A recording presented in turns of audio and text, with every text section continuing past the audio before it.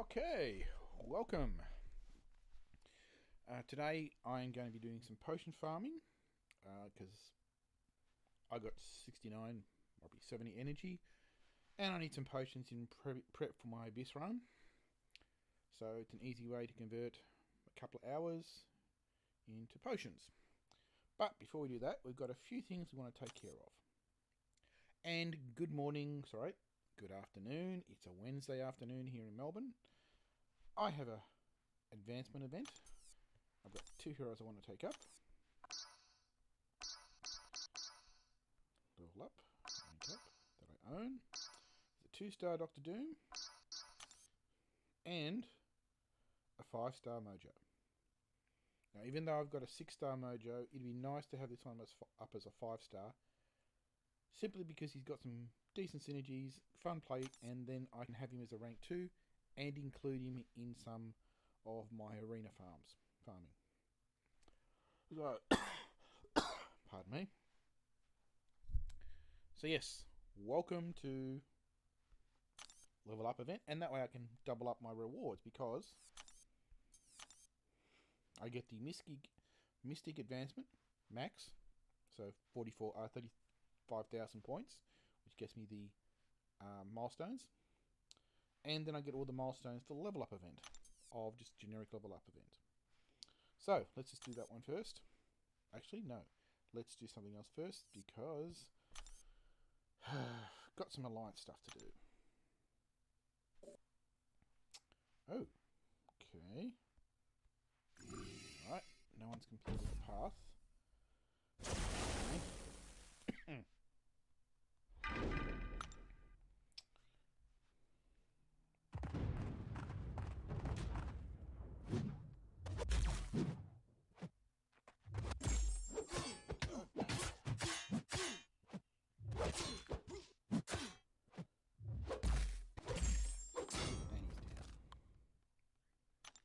Okay.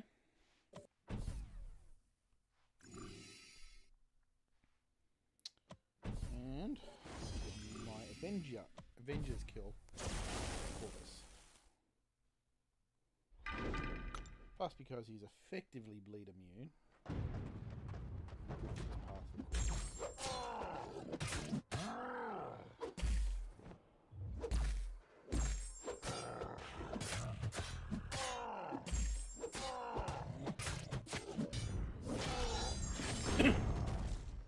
Alright. So let's go to the level up events. So, first things first. 2-star.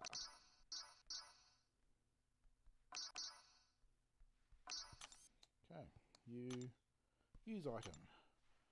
My god, I get to use Awakening Gem. Okay. Use items.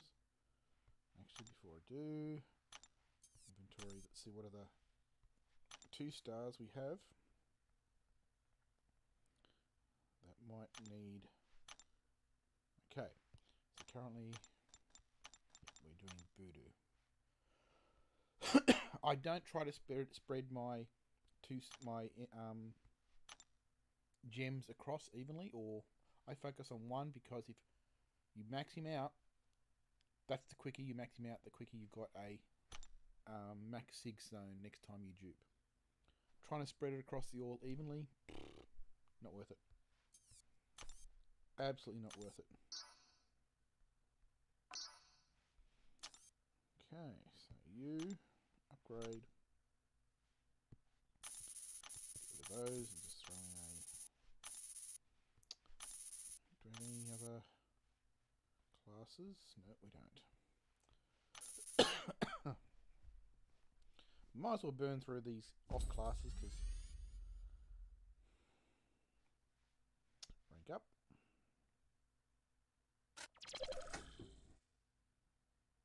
Okay. 3. 13. Use 3. Okay.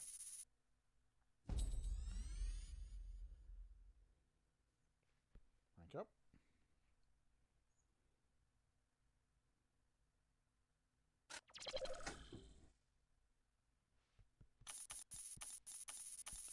Done.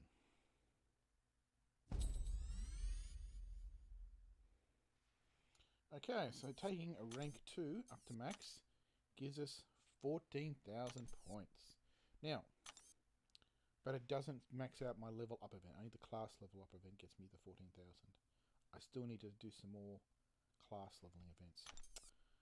Otherwise, I could open crystals or pump sig stones to get the class level up event, but that wouldn't impact the 22-hour level up event. So let's do Mystic, 4-star, owned, level up, rank up.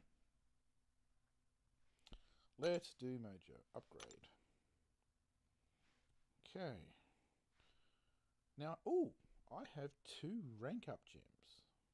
Generics. Oh.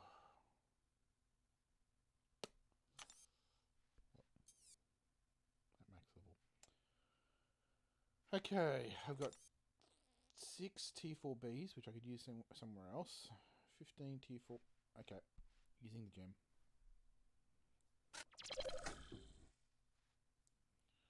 Okay, now, we'll meet you. Pardon me. ISO. Everything. Let's actually use class ISO.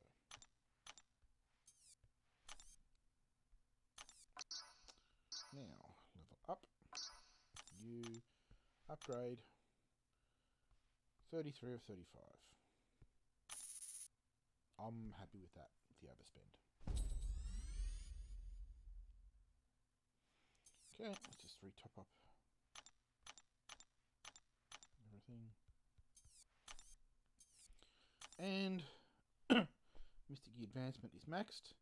Has reached milestones. And level up has also got the milestones. So I get some really good rewards out of that. That'll go into my overflow collection area. I'm fine with that. So, I've done the level up events. I've done my arenas. Okay, I've done my red rooms, I believe. Yep.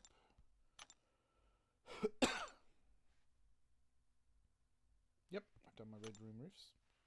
Okay.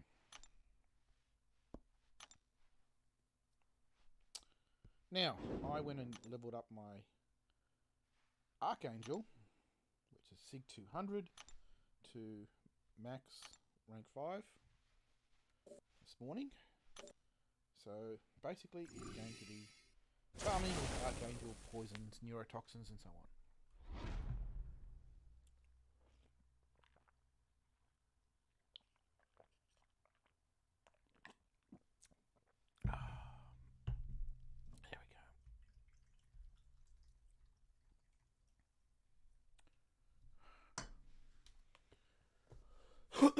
Alright.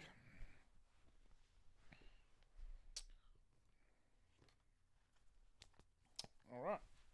So, I'm not up to speeds, but I reckon I can do each one in under 2 minutes, give or take seconds.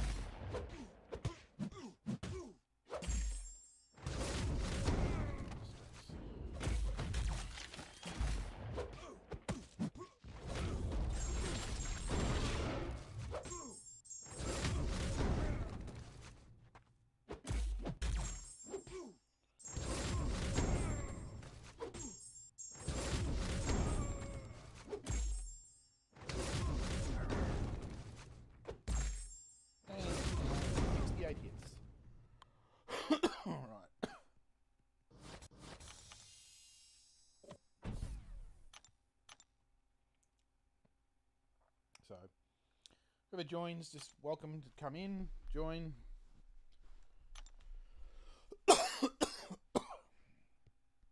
Basically, I'm going to burn through my energy down to 0. Given I get back 1 energy every 5 minutes.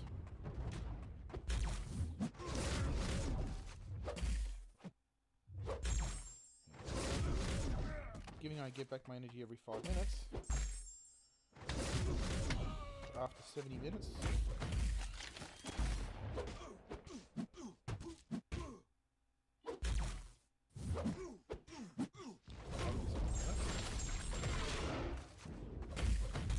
Probably get that 12 to 14. There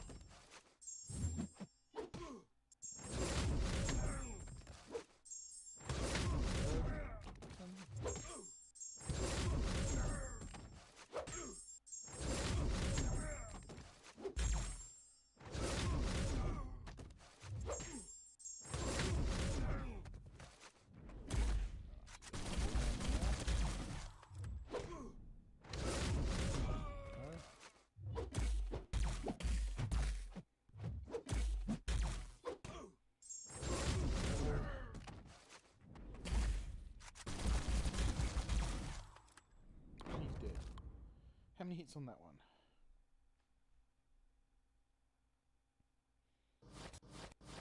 53 hits.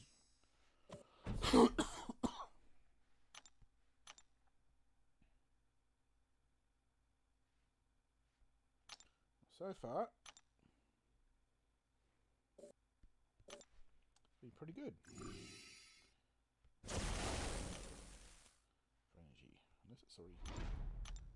Another 20 minutes before I can ask for energy. Anyway, whoever joins, welcome. This is live potion flow.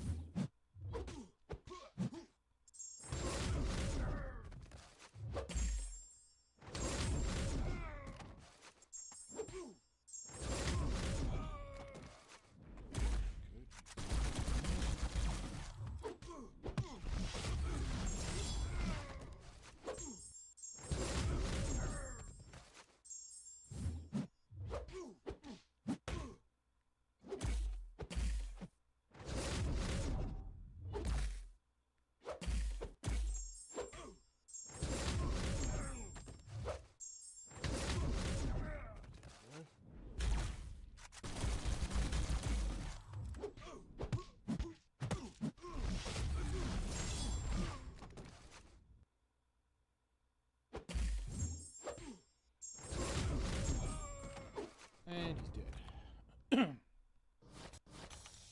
I think I went in there just on 1 minute.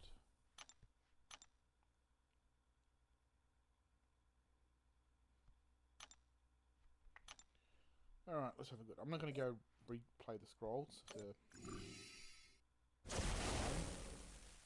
Alright, so I'm going in at 355. 350.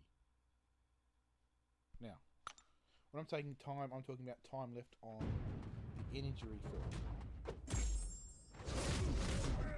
So that gives me an in-game counter. External. There we go.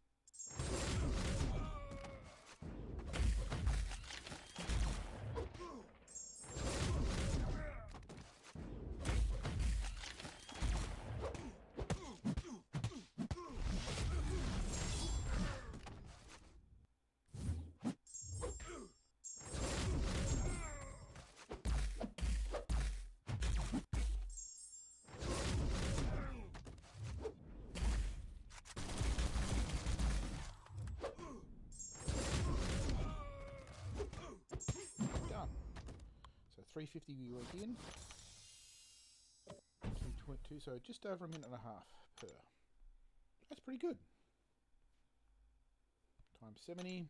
Okay, an hour and a half maybe. Pardon me.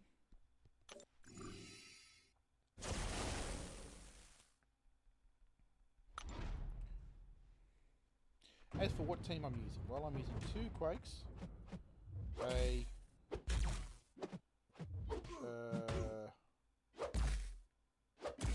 Crossbones. Come on.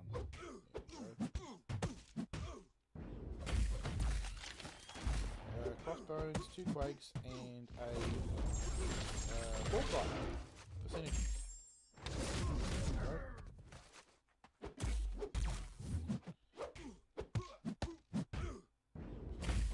Reason for that, 2 Quakes plus Crossbones get some quick synergies. 2 Quakes and Hawkeye give ability accuracy synergies.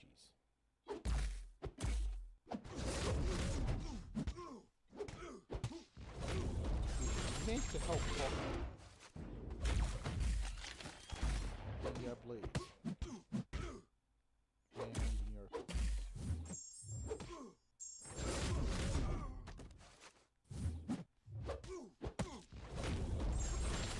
Alright.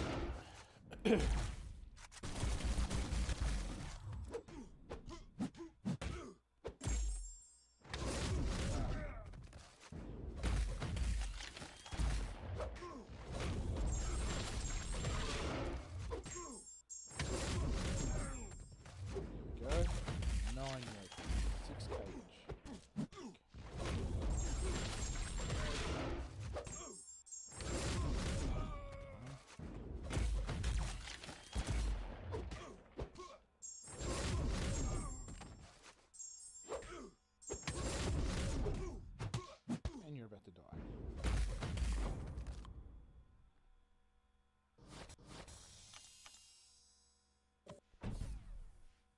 Okay.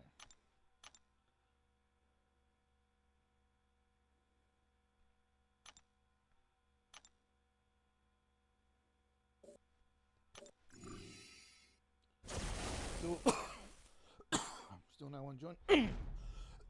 Pardon me. Still no one's joined in.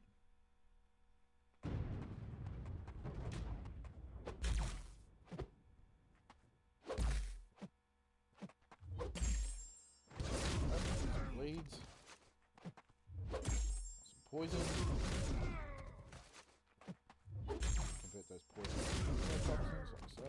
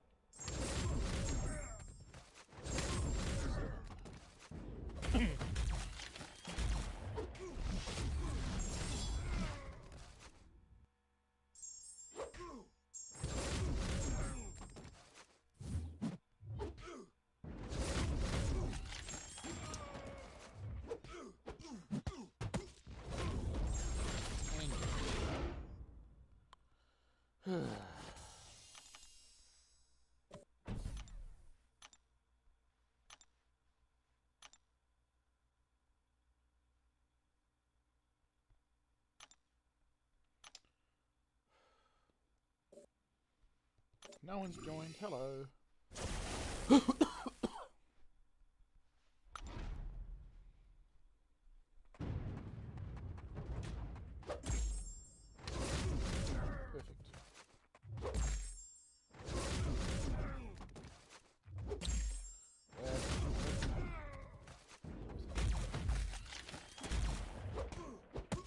I'm talking about the poison, because you need the poison before you can put the neurotoxin.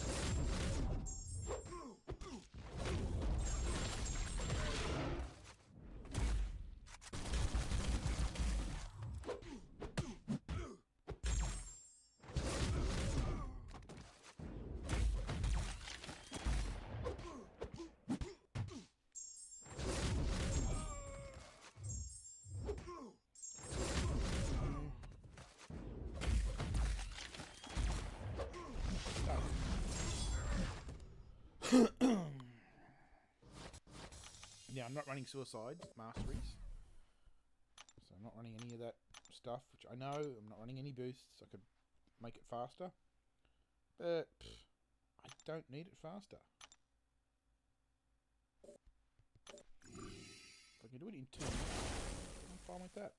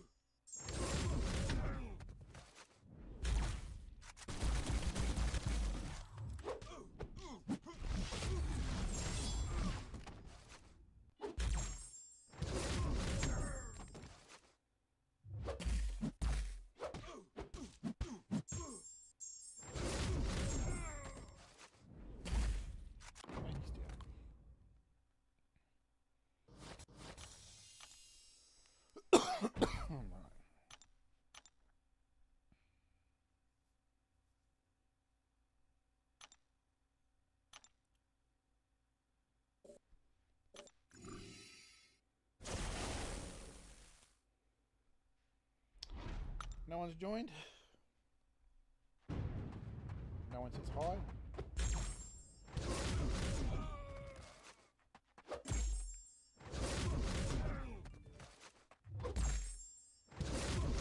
And there's my patron. Just posted. She's actually a very good author, based out of Hawaii. She writes this Earth fantasy called the Alpine Universe. The first one, of course, was Tinker. And there's actually a couple of vignettes or short stories available for free to download and read from BAEN website. When Spencer's the name, that are set in that universe, that are part of the storyline, and it was actually written into the storyline. And one of them's called Pittsburgh Backyard and Garden. And it's absolutely funny, hilarious to read. I thoroughly recommend it.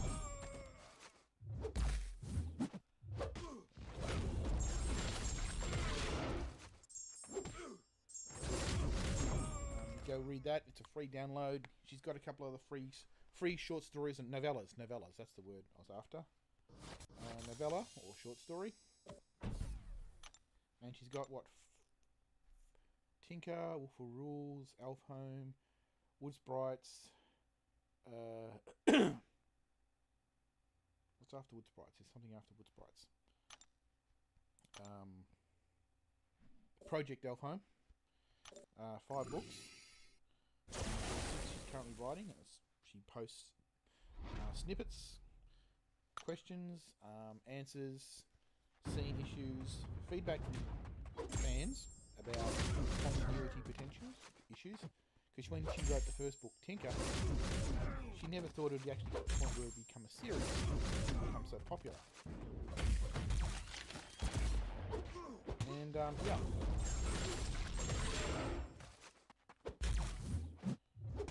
And it's actually a very good book. There we go. Come on.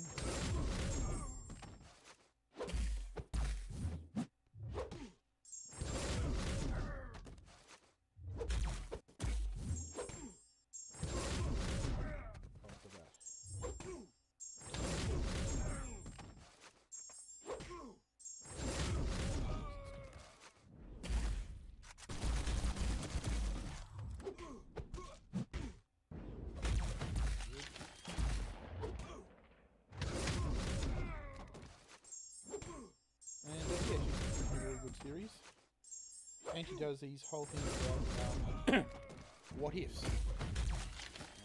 Anybody who's a fan of Marvel will know what ifs are. And she writes little snippets, like maybe 3 paragraphs and might be 2 pages, that she sometimes publishes into the Patreon pages of how things don't happen in her stories. Right? Because she's had a lot of false starts when she writes her stories, and she does this and she does that. And she starts writing stories and starts writing components of how characters interact or occur. And they don't. She might do 3 or 4 or 5 or 6, and then she just throws them away. But because she's written on a computer, she doesn't throw them away. And sometimes us fans really do like reading them because it's fun.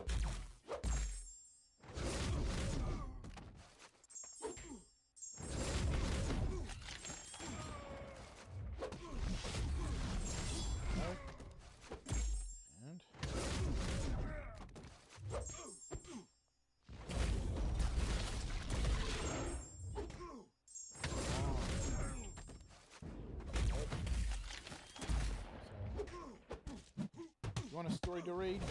Wen Spencer, W-E-N, Spencer as S-P-E-N-C-E-R. She's written a couple of other books, including ones I liked are 8 Million Gods, one off, many others in that universe.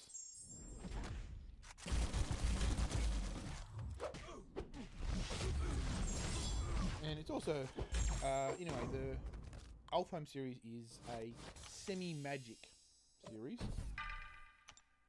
When I say semi-magic, it's science and magic, mundane and everything, culture clash. Because while you might think about humans from Earth going to Elf, to a land, a world of elves, and there'd be a culture clash. But there's also a culture clash the other way. About when elves have to start living and learn to live with humans. And how humans do things.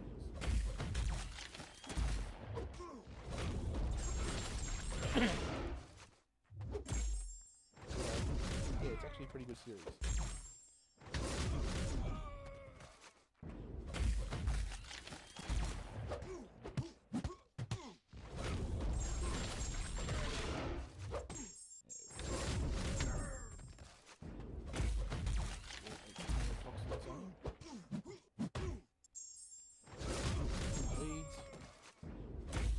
Poisons, neurotoxins.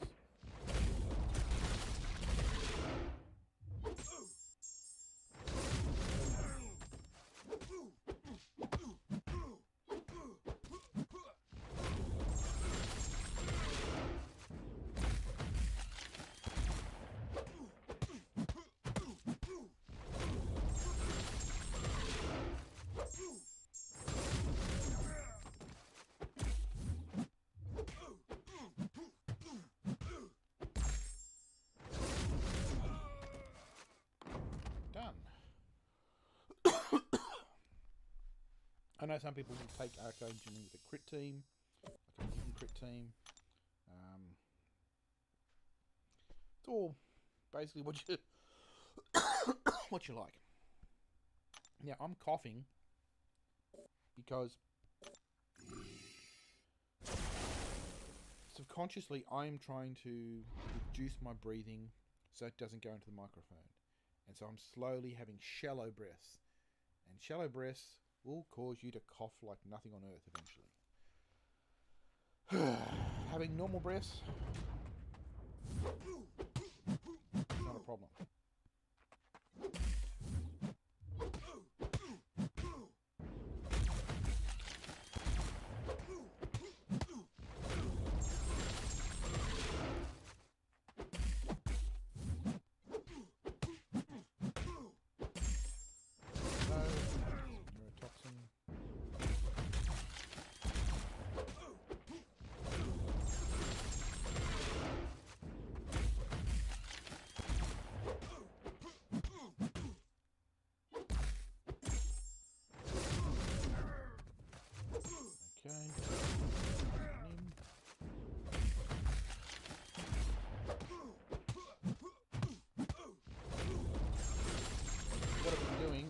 I have been watching some YouTube videos of the easy path.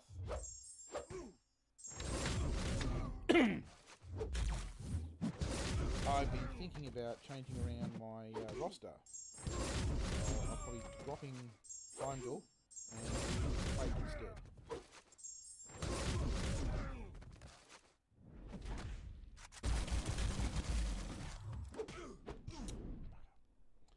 So, taking notes, note box here. Alright. Written some. Oh, yeah, it's in green. Of course, it's getting the green screen effect.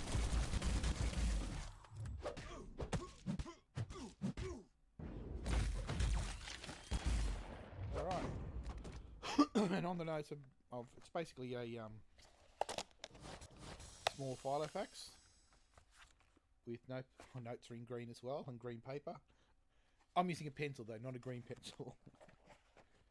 And basically it's a small filing cabinet type thing with dividers. And I'm putting my notes on my plans for each one in there against each box as I'm watching other people play. figuring out the best scenarios and how to play with that one. For example, Thing, you can bait SP1 or SP2 because they're not ranged, they're melee. Omega Red, because your critical hits do double energy to Omega Red, you basically do a 5 or 6 attack, and you've already got him SP1. Bait his SP1. Don't bother baiting SP2 because that puts it aura of death, which makes it even worse for the stacks or whatever Omega Red's called.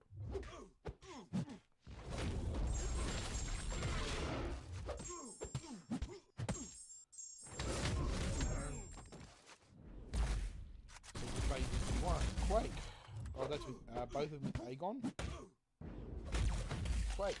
Aegon or Nick Fury. Preferably Aegon to get some more sig levels up. And because you need to use crits or in heavy to counteract Quake's Abyss ability, which is he has a timer, number of hits she has. If that hits without a crit or a heavy, gets to, I think it's 10 or 100, whatever the figure is, she'll detonate for half her damage or whatever. It's like a huge damage. But because Aegon crits every single time, you're good. So Aegon's a good choice. You just got to dodge her SP1s or SP2s. Either one can be baited. Okay. Leads on him. Poison.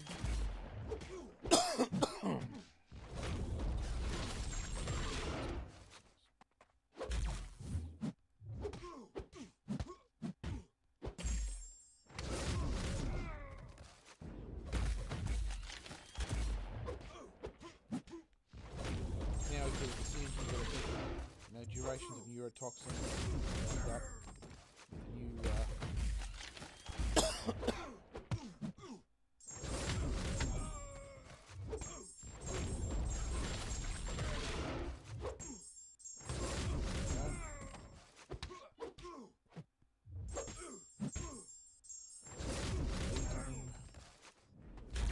poison.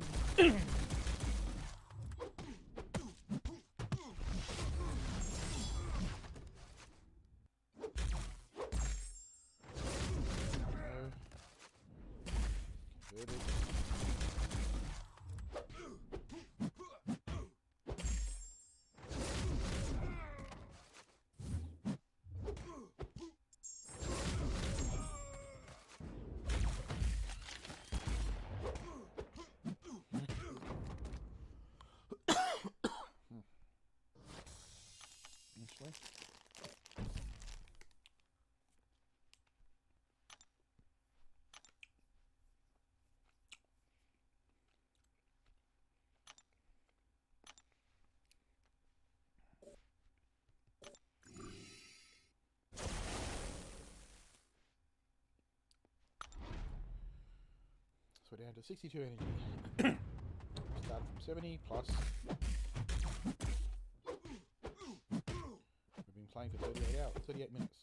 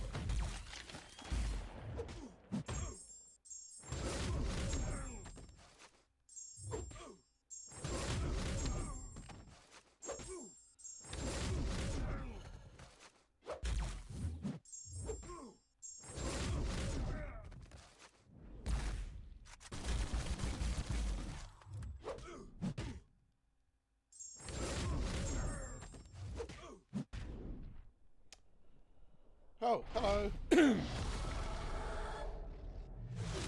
actually joined me. Didn't notice you showed up on the live chat. Welcome. I am just doing some potion farming. Are you still here? You are. Okay. Hello. Welcome. I'm planning to do the Abyss of Legends run this week, probably Friday. I mean, I've got about, I think 9, or is it 19? I think it might be 19, 20 revives in overflow. And considering there's 20 fights on the shortest path of Abyss, you usually got 3 to 4, maybe 5 revives per.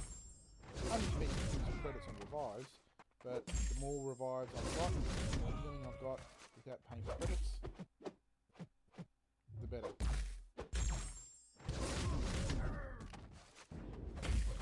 So yeah.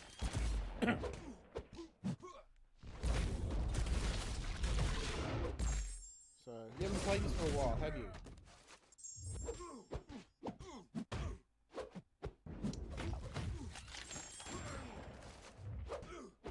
I'd like to say, come back and join in. There's some nice content. And there is variant 4 of the back issues is actually a good challenge.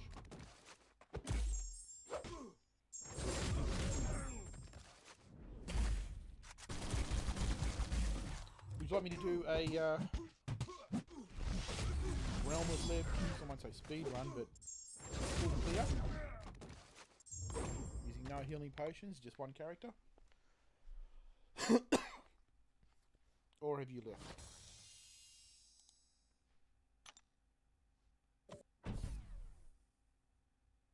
Yeah, it's up to 6-star now. Yeah, I actually, when Hyperion Arena came out for Hyperion 5-star, that was the weekend I said, bug this, personal life gone. I farmed the arena and pushed for a 5-star Hyperion because he was great. He still is great. Would you like to see my roster? Or better yet, would you like me to see a, I won't say speed run, but about 20 minutes, do a full clear of Realm of Legends, all these fights, all the way through? I think my record is 17 minutes.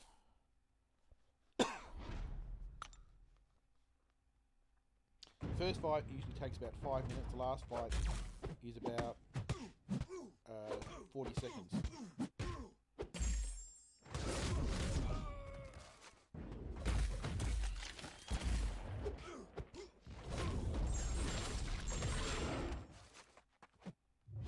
I did my arena.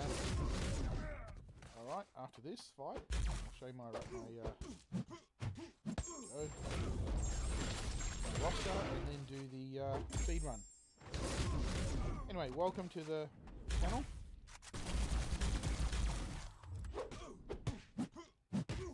I'm not saying I'm any good. I'm reasonably good. I'm not a person who farms AEW, Alliance Wars. It's just like, that is just so painful at the moment. And as for Alliance Quest, I'm just in an alliance that does map 5. We do some map 6 when we feel like it. Generally speaking, it's just map 5. So, I haven't gone past at 6.2. Right? It's just something that I haven't bothered pushing for yet.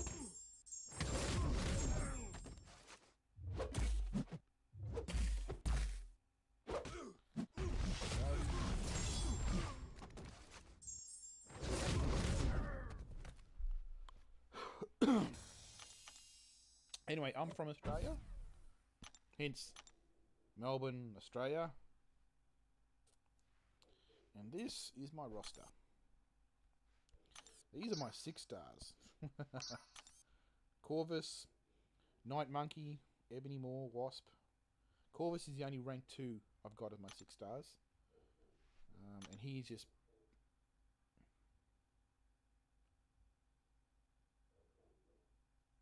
Yeah, no, Alliance, it's look, AQ, Alliance Quest Map 5 is fun. I don't spend credits on it. I just take in a good set of characters, do my assigned lanes, and it's just really fun.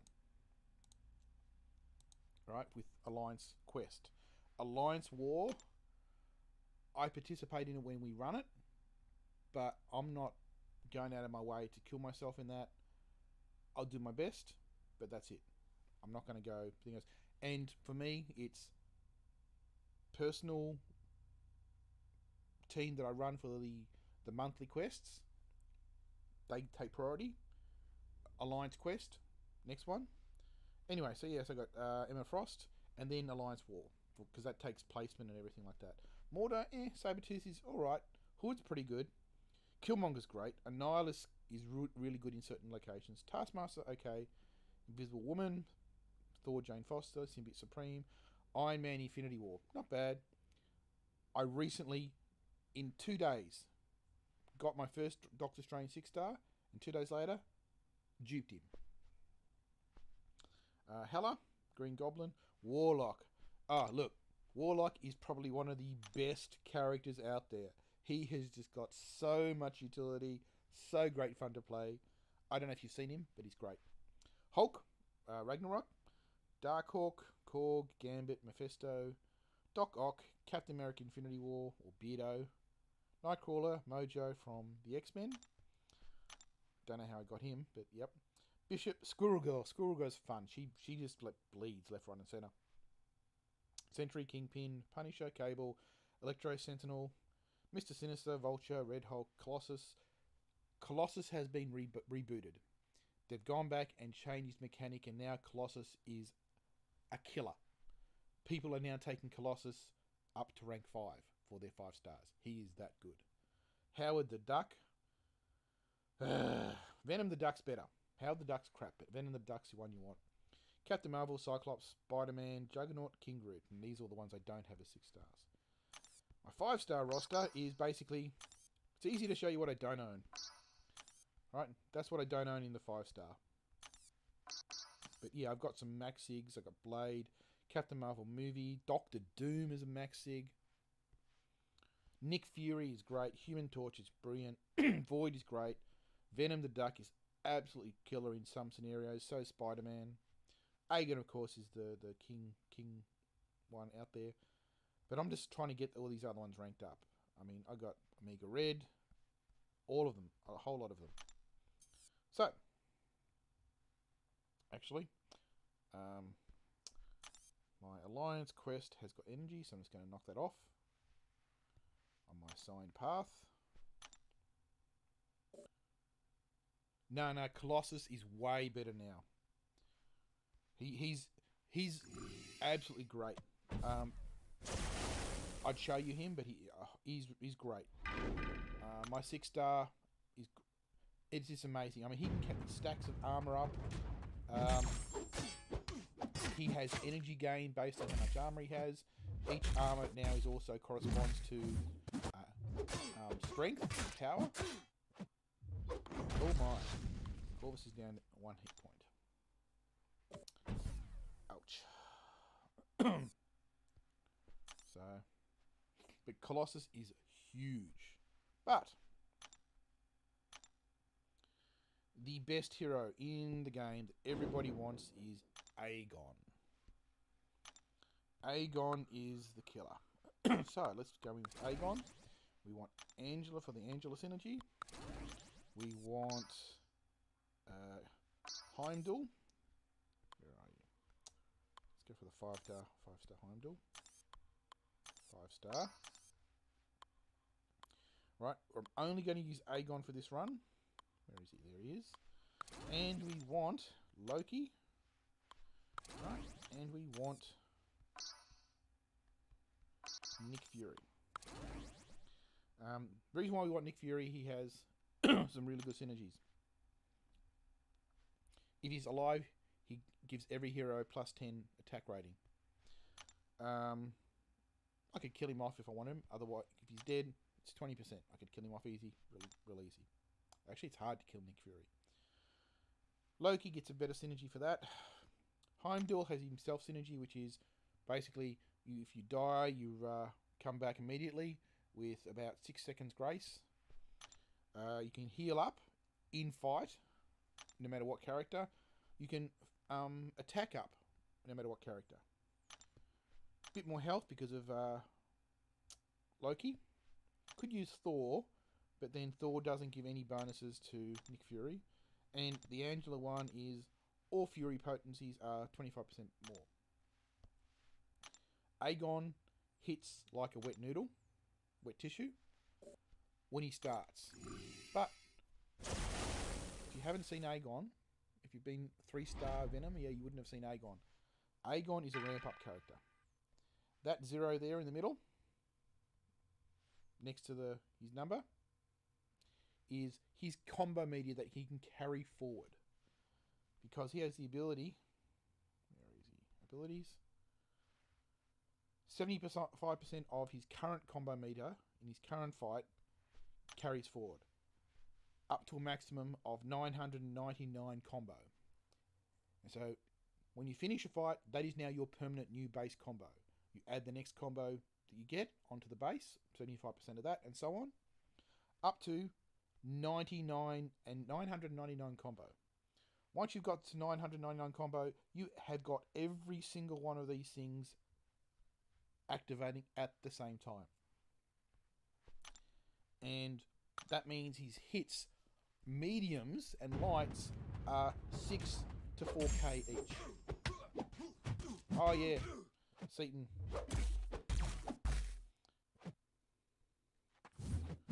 So, actually I'm going to dash me back, healing, and get basically, Aegon is a must-have if you're doing... I mean, you can do Labyrinth of Legend with Aegon for every single fight. And in fact, my last Labyrinth, which is part 7, which is on my playlist here, which is uploaded here, I did Labyrinth with Aegon using 3 revives for the entire 17 fights.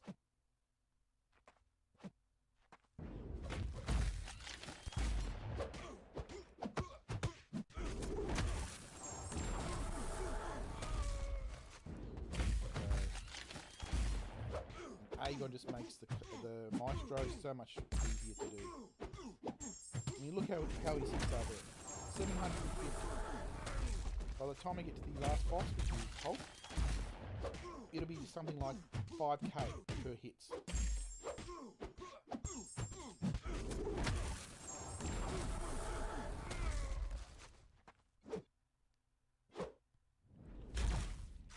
Okay. Now, I block everything. I'm not going to try to dodge his SP2 because I'm painful to dodge his SP2. SP1 I can dodge. I'm not running the S-Masters. S-Masters also gives Agon, not a big fan, because I do other content.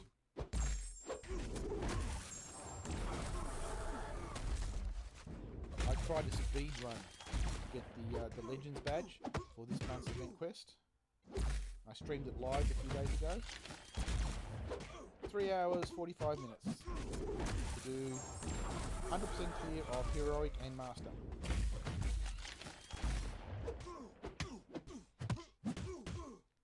Yeah, some of the characters are huge now. Squirrel Girl, I love Squirrel Girl. Do you read the comics, or do you watch the Marvel movies?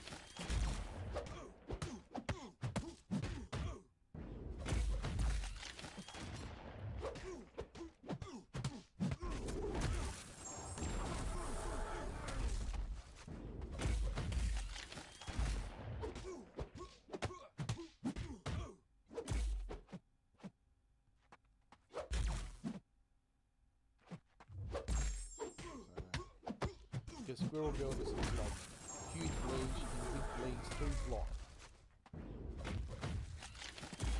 And her bleeds are really good.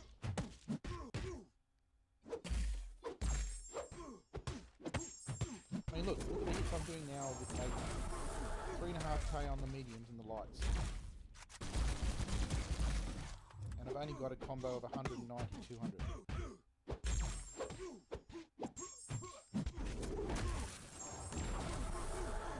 Probably finish this fight with a combo of about 260. 75% of 260 is about 130.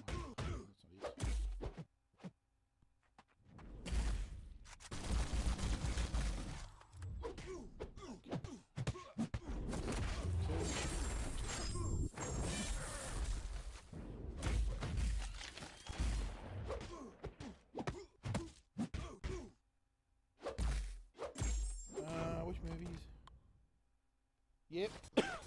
One of the big heroes that everybody likes in the comics is Squirrel Girl. She was one of these joke characters. Like Guardians of the Galaxy was a joke character. Group. Squirrel Girl was a throwaway character from the 80s in a one-off issue of Iron Man. And she made a comeback and everybody loves her. I mean, she's even appeared in multiple issues of the current series of Avengers, working as Luke Cage and Jessica Jones' babysitter. And as part of the interview requirement, when she was interviewing for the babysitter, she had to prove she was also good at protecting the child, and so she had to spar with Wolverine, and she won.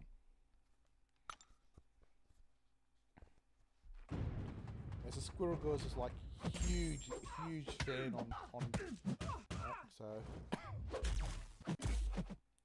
what you do is you do image search on Google for John Barrowman from Doctor Who and Squirrel Girl, because he went to Comic Con once cosplayed as Squirrel Girl. There you go. It's just like absolutely brilliant.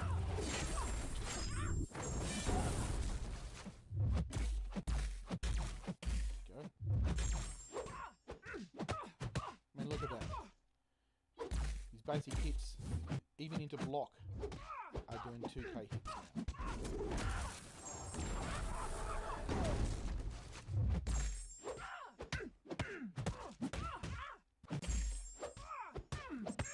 Yeah, I'm a big comic fan.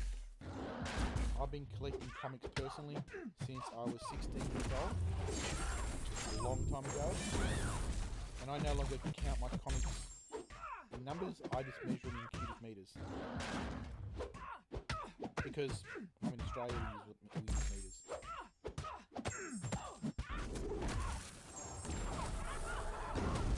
And look at that, 90 hits so far.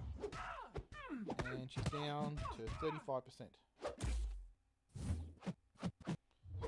Right, compared to the 260 hits it took to solve it.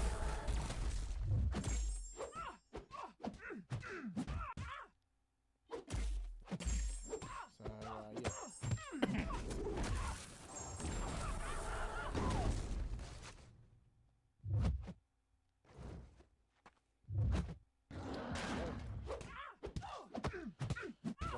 P2.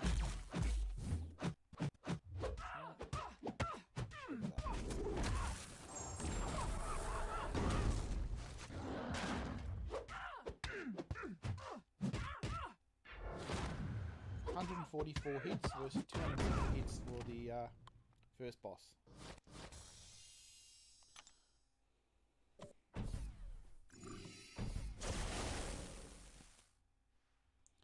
Oh, if you've been watching Seaton recently, you would have heard his big thing from last week about going off and burning out in MCOC. Very topical.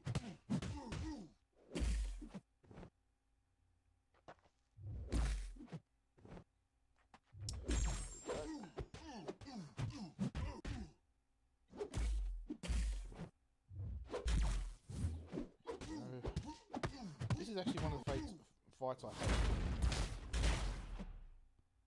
hate because of the unstoppable. Sorry. Do I read DC? I don't collect DC per se, but I do read it. So I know if you ask about a DC, you know, the various flashes, and so on. So yes, I do read DC, but not as much as I read Marvel.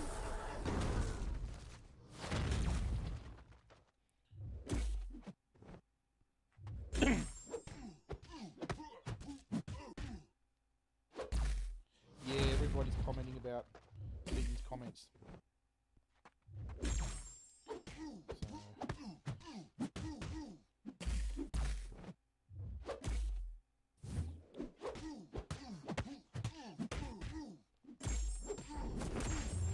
Yeah, he's got that other game channel he watches and does other stuff on. It's in my feed that shows up. But was it 7 Deadly Sins? That's what he's watching. That's what he's playing.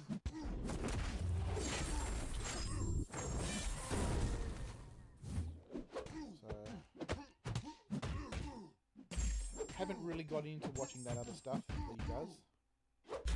There we go, he's down. How many hits did that take? 99 hits to get the Juggernaut down. 260 to get the first one down.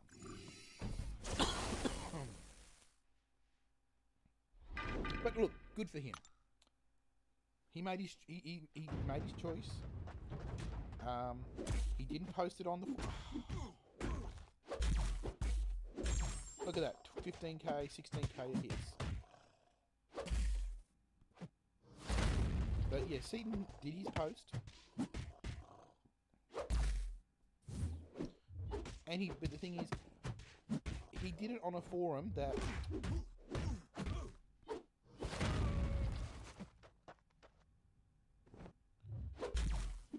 if Seaton had posted that on the Command forum, Command had control over that, and they could have just deleted it. Because he did it on another forum, like YouTube, Reddit, wherever else, Kabam have no control. So they have to respond in time. Now, the newer thing, which has been excursions. One new guy in Kabam designed excursions to replace dungeons.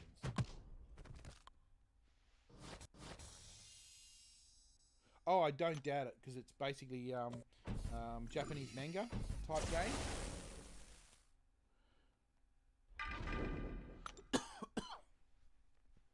So I don't doubt there's a big audience. There we go. Heal up a bit. There we go. I do not doubt there's a big audience for him. For that. Okay. Some bleed. And yeah.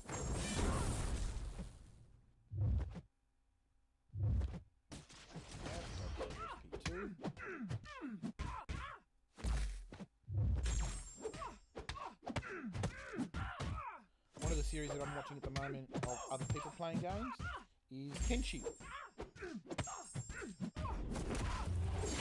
which looks to be a very good sandbox open world game, potentially along the lines of Ark, but sort of, but not really.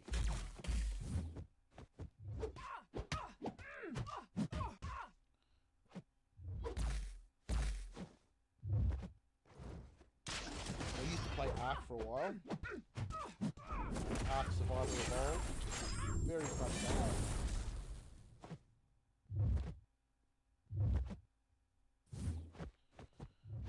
Especially when you have to tame a dinosaur. Not get eaten by a dinosaur, not die of dehydration.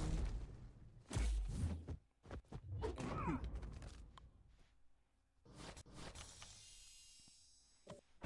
Alright. Would you believe back in the day, 2 years ago, people would take 2 to 3 hours to get through this? And they'd have to bring in specific heroes for each fight. There was no be-all and catch-all. Just one hero just takes it all the way through to the end.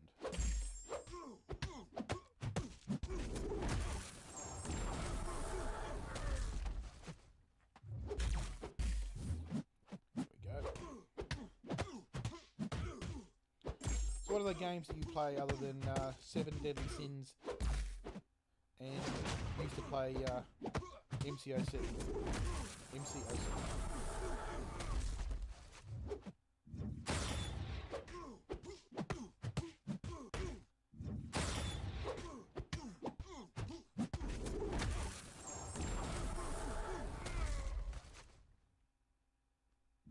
Another good game that I've watched and I also went and bought, and I'm waiting for the mobile version to come out, is Slay the Spire.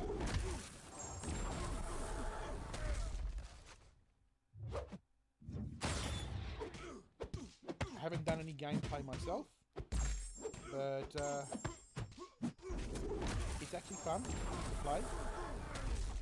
I'm really waiting for it to come out on mobile, because it's going to be really easy and really fun to play when we're back on public transport, going to work on the train and tram, etc. Yeah. How many is that? That's 124 hits.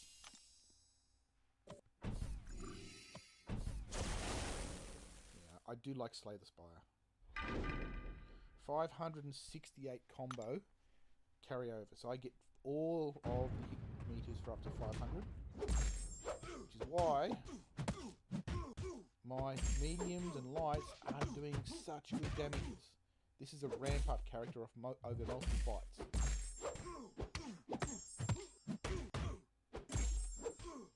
Yeah, with Ark, did you ever play the desert one?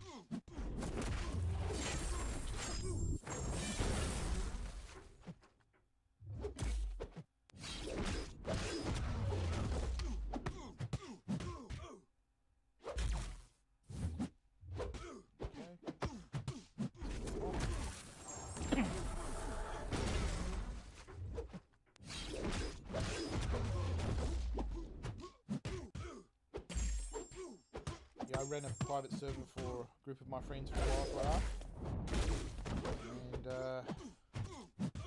Discord channel and all that other stuff. We had the settings tuned a bit better for some of the drop rates and some of the crafting rates.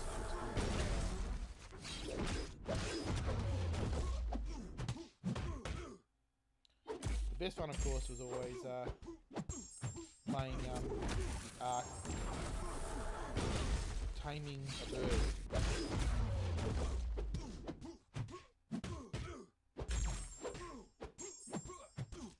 Domesticating a bird.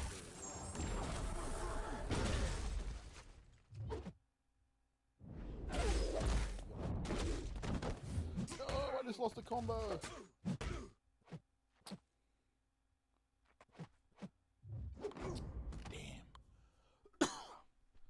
still keep the combo I previously had, but I don't starve. No, I don't think I've heard of that one. I mean, I've heard of oxygen not included.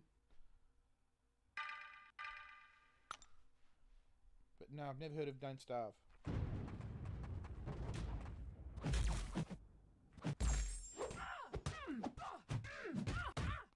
Some healing. There we go.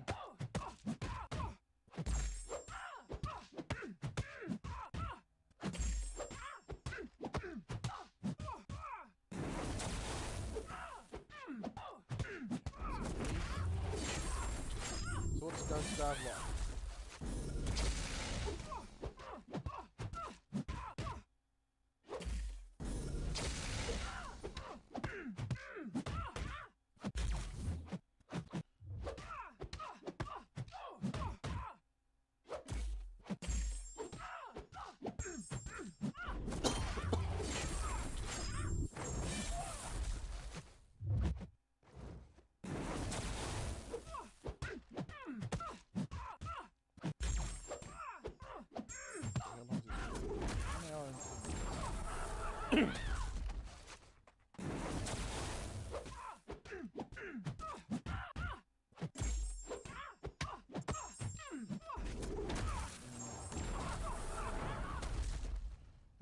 Like the sandbox, but on hardcore, if you die, your world's gone. You have to manage hunger, water, and sanity.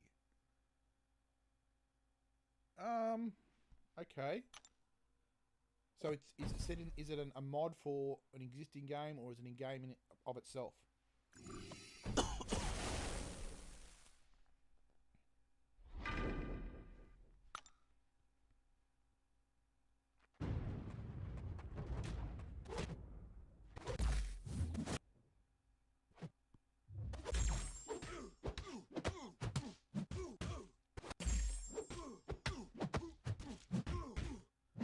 I'm guessing it's a survival game of some sort, but is it survival in what type of genre?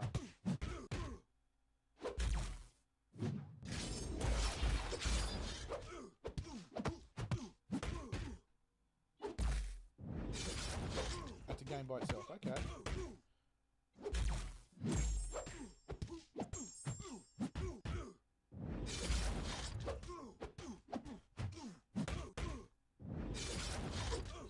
Like 4:30 in the afternoon for me. Normally I'd be at work, but work's actually taking some of my leave.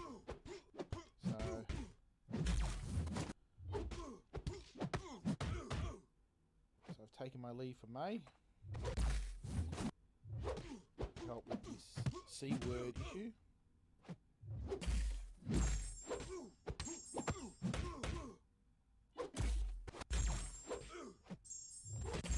Now, but is it a survival, zombie survival, or post-apocalyptic?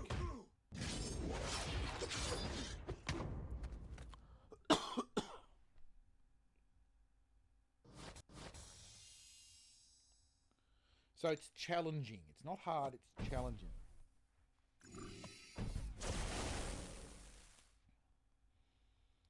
Okay, here you go. I'm on the second last boss.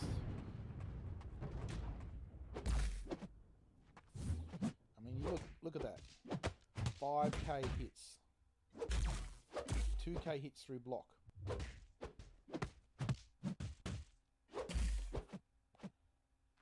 Come on, SP1.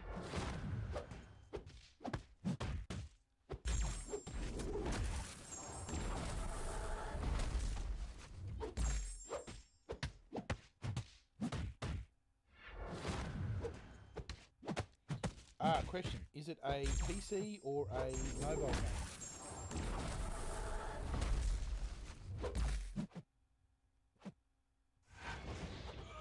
No! Lost my combo.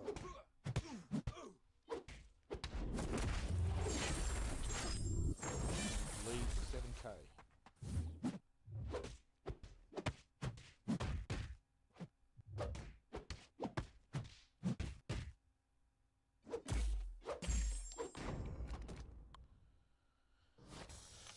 actually, here's something you might like.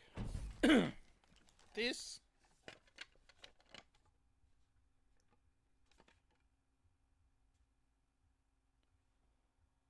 It's open world, there's enemies you can run into, etc. It's hard to explain. This is my 3D printed Deadpool knife block. Knives go in. Alright, there's different slots. Alright. So knives can go in. And I 3D printed this on my 3D printer. It's normally back there on the top of my couch. But it fell down the other day.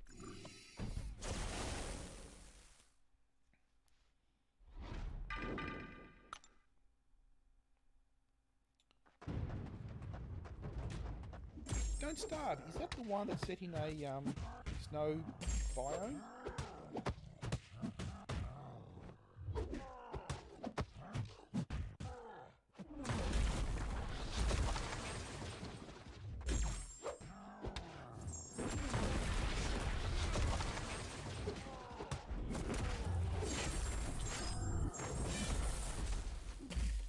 Look at that, 8K bleeds.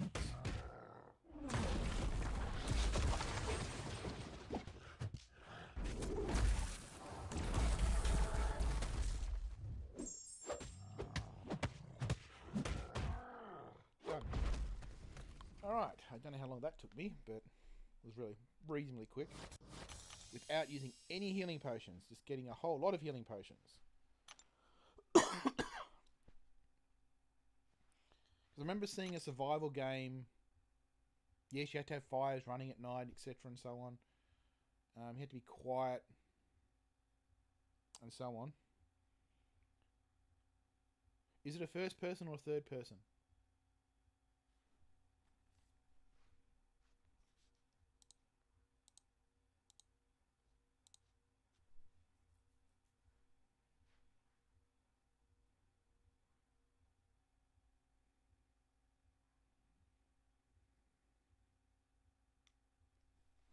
Yeah, so this actually came out very well.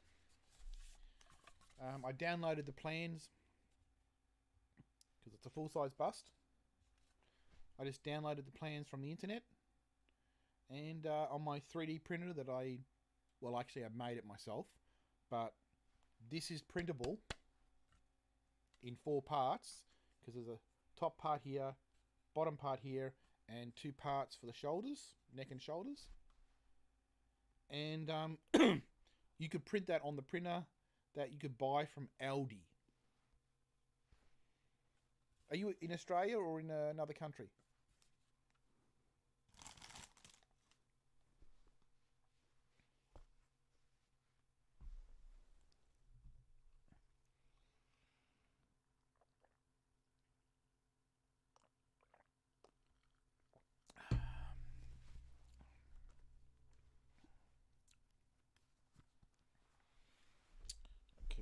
Okay.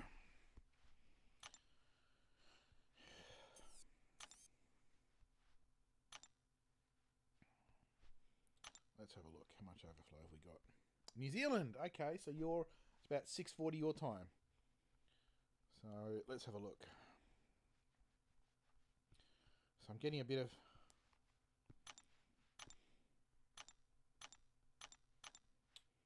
items in the overflow.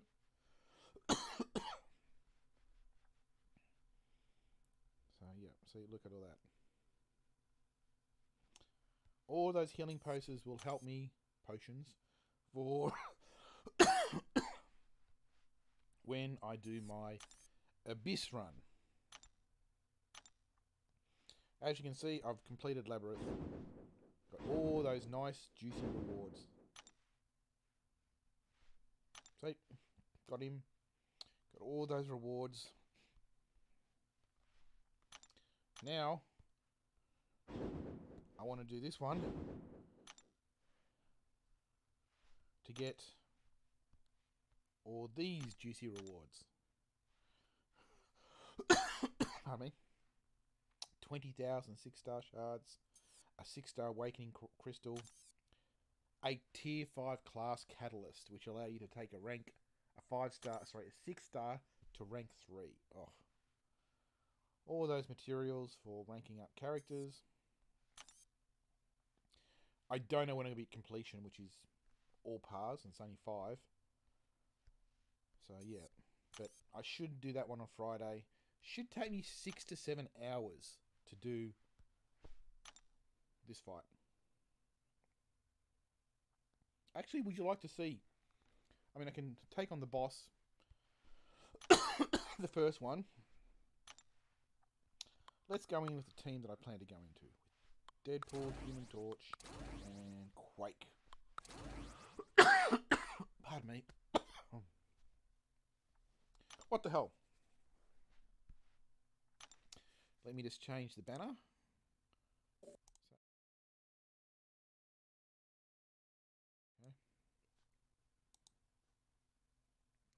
Yeah, the high level catalyst. Alright, let's just try taking on Thing from Abyss. See how far I can get him down with my Aegon.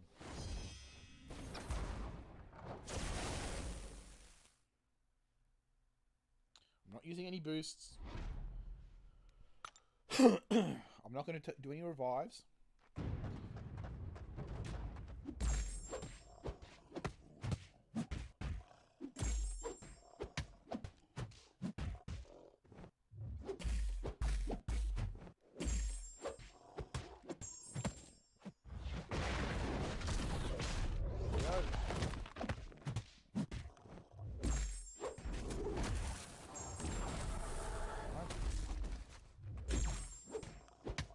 Go.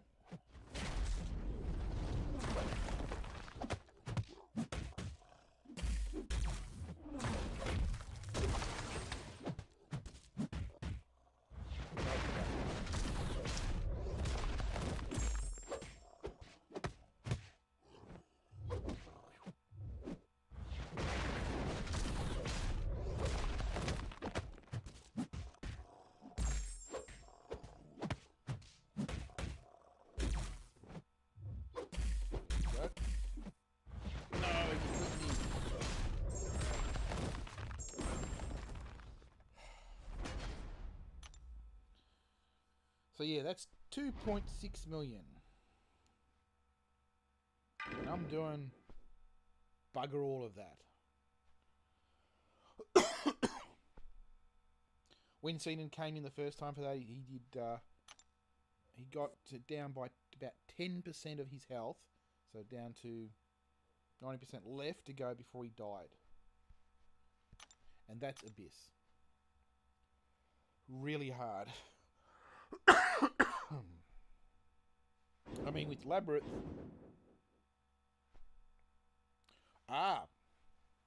Well, Aegon's specials. Special 1 is AoE energy damage. So obviously if you're going up against a hero like Captain Marvel movie, or Havoc, or Red Hulk, anything that absorbs energy and powers themselves up with it, you don't use SP1. But you do SP1 for everybody else because it's extra hits bringing up Aegon's combo, because you want the combo high.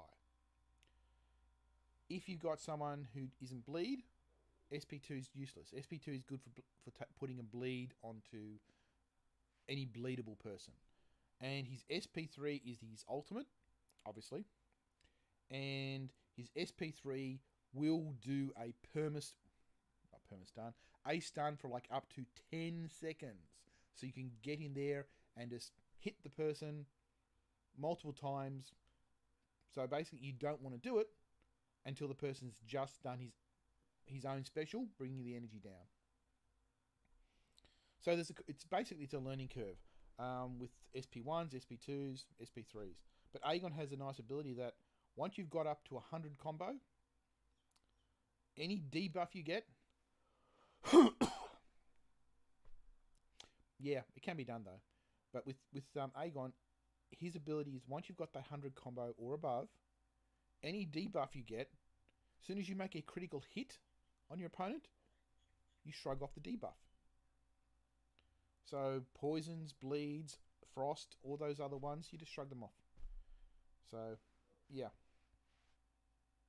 So,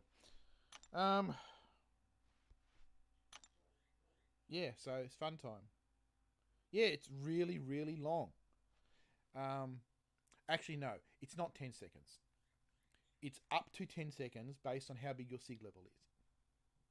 If your sig level's small, like only 100, sorry, not your sig level, your combo meter. If your combo meter is small, like only 100, the stun is only good for maybe 2 or 3 seconds. As you get up to the high combos areas, it gets really, really powerful. So, actually, let's have a look at, yeah, see, Aegon's my top champ. Domino's really fun. So, let's have a quick look. He's SP3. 100% chance to stun one opponent for 1 second. 1 second stun. The duration is increased by 0.1 of a second for each hit in the combo, up to a 7 seconds. So 8 seconds, not 10 seconds. 8 second stun.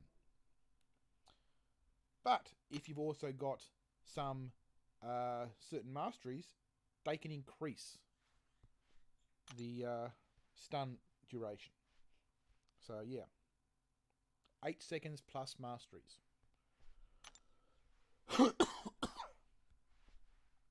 Domino is great. In fact, Domino is my primary for my questing.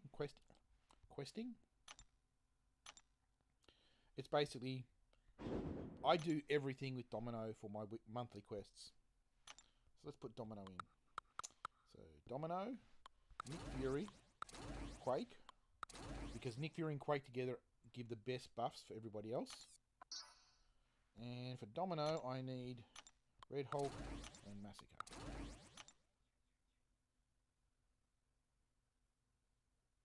Yes. Yes. Domino by itself is good, but Domino needs the Domino Trinity, which is Massacre and Red Hulk, to become really effective. And she's an all-round good against most, not everything, but most occurrences. I mean, you look at the burns and the damage she does on heavies. I'm just going to use heavies for this fight. Parry, heavy, 11k, and her burns do 3k tick. Okay. So far I've done 4 hits, and he's already down by 10%.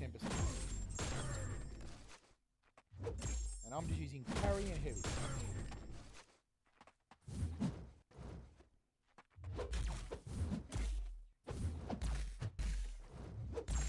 Okay. Not even hitting it using your specials. 12 hits and I'm down to 40 hits, down to 60%.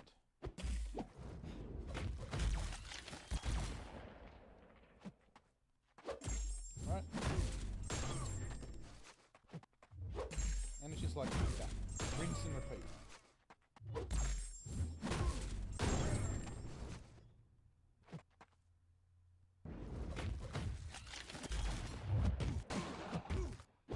Okay.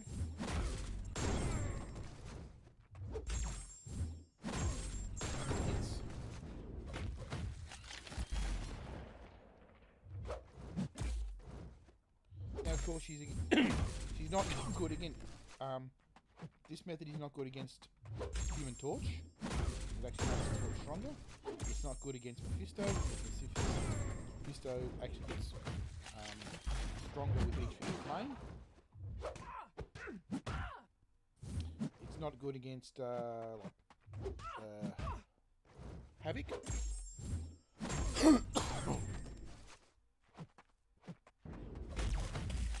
Actually, I'll show you after this. But one of the best heroes on characters that make more complex, and I wish they would do this for the rest, and in fact go back and retrofit existing characters. Okay, let's get this one down. 3.7k per tick.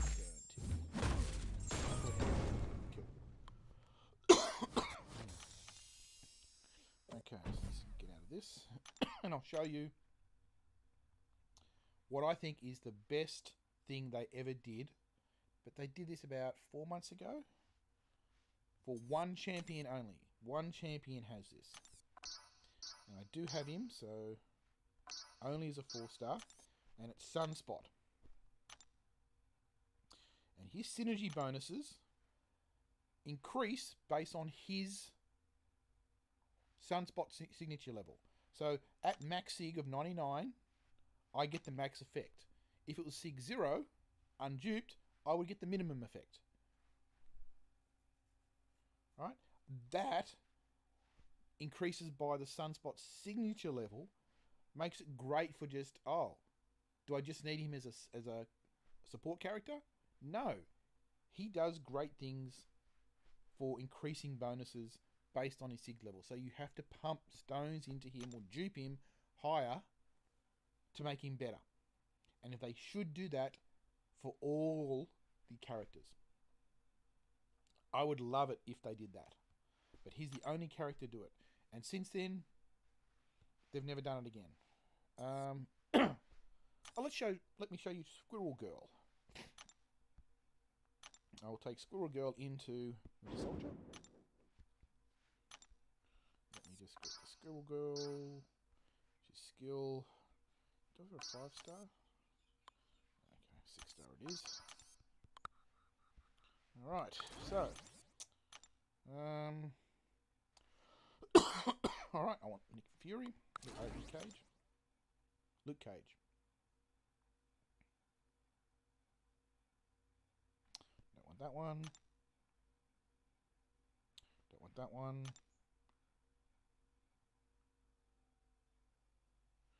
Nope. Okay, so what we now want is skill. We want you, and we want bleed, which is Killmonger. No, not Killmonger. It's sort by name. Black Panther Civil War. There we go. That one and that one. What they do is skill champions deal 25% increased bleed, 25% increase. So it's 50% increased bleed because they stack. She does her bleed on her mediums. She does bleeds through blocks, so she can actually bleed a character if they're blocking.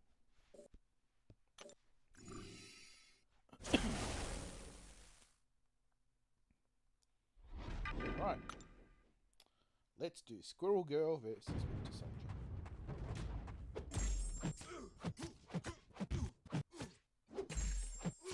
Go for the bleeds.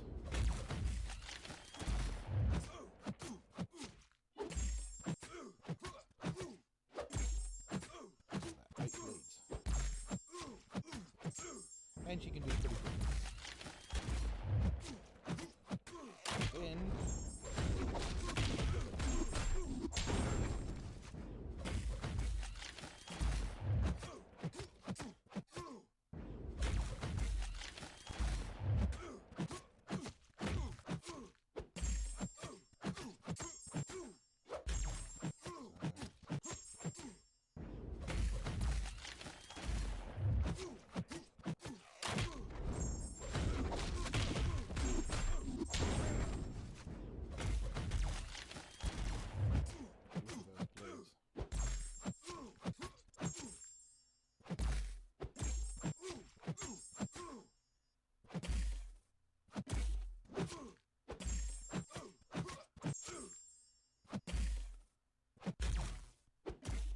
now, I haven't actually been hit.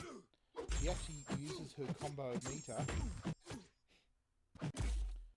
as part of her SP2s and SP1s, and she spends her combo points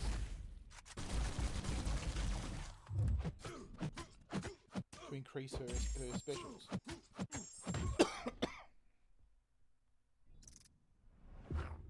Oh, X23 is still a great bleed champion.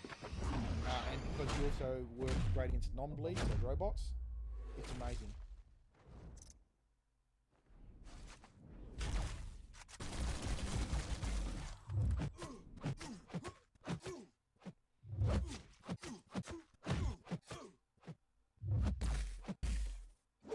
No.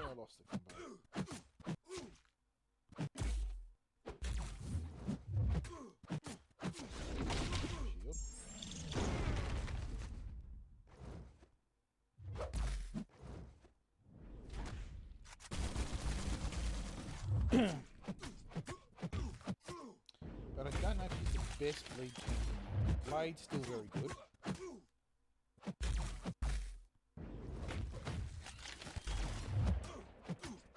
Do you hear when oh, in the rework, they did rework Venom.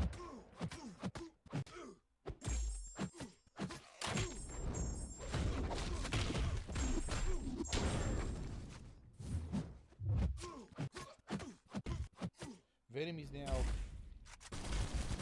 alright. Cool. Thank you for the sub. And please join next time. I'm more than happy to demo and showcase any particular hero you want me to try.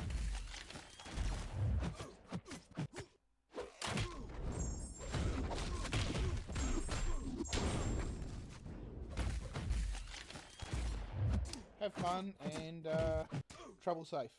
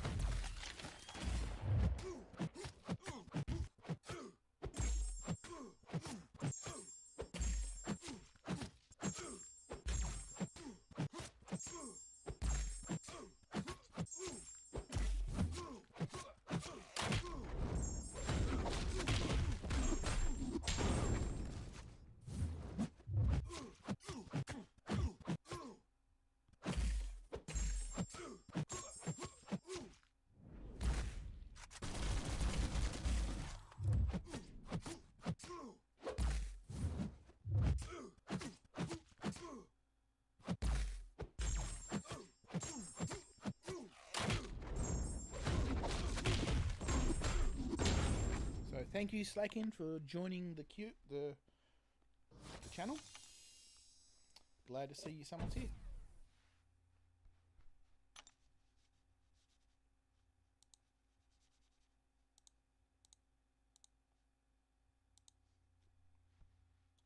Inquest.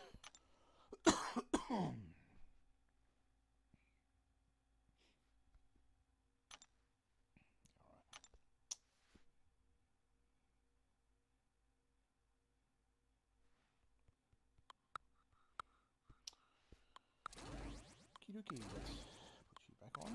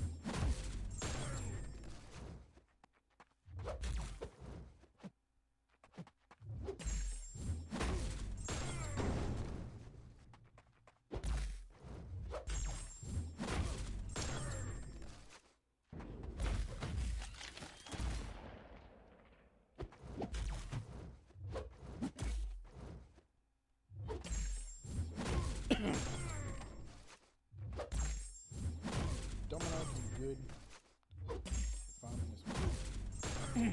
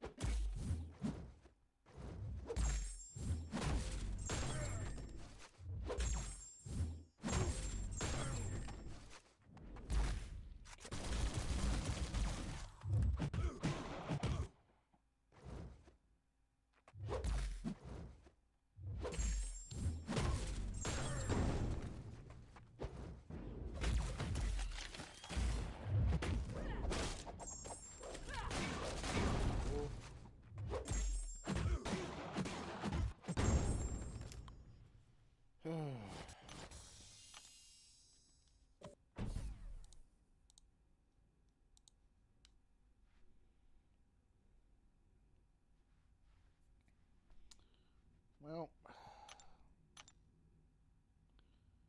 I too might log off now. It's been 1 hour 40. I've got to go make my dinner because it's prep my dinner because it's 5 o'clock my local time. And it's 3 more minutes before I need to move in a queue.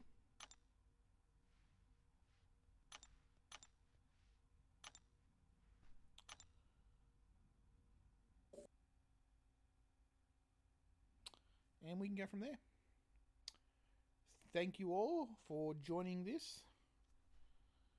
And how are we going over here? Oh, cool. Means how many link nodes? Just mine, which requires 1, 2, 3 energy, which is 2 more hours, which make it about 7 o'clock. I'll be able to finish off my path, and we'll be good to go. All right. So how are we going on the?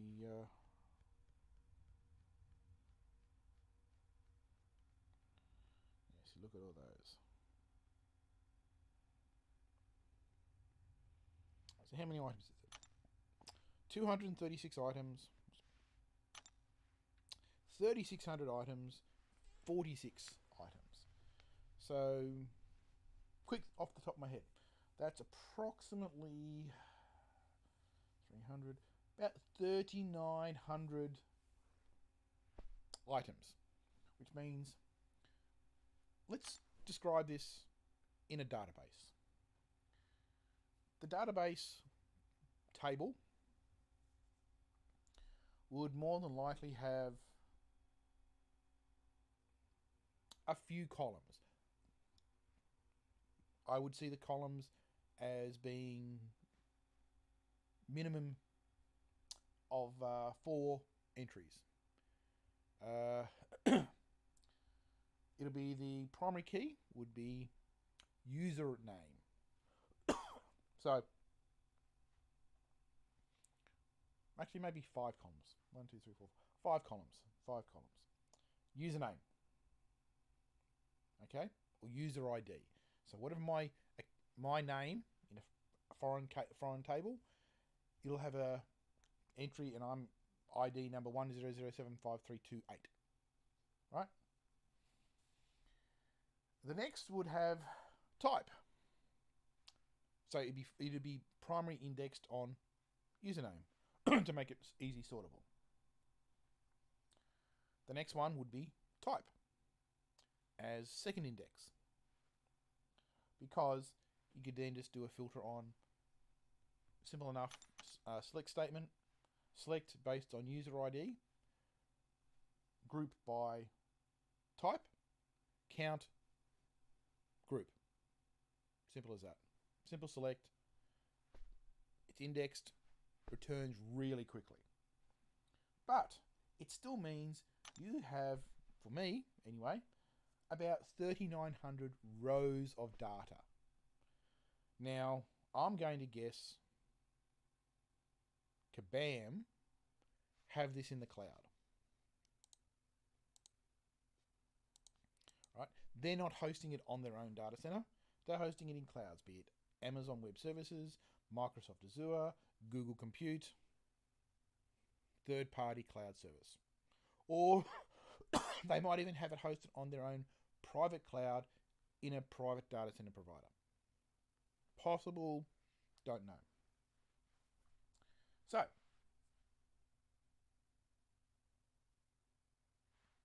3,900 rows of data. That means they have to store that data, back that data up, health check it. So basically check, probably have, now, yeah, so we had 3,900 rows for me. User ID, indexed, unique primary key. Type, so type is a catalyst, ISO, or items. Right? 1, 2, 3. Easy type. Or some other index they have for type, which would be in another table, but it'd be a primary key, it would be a secondary key of type. Then type detail, type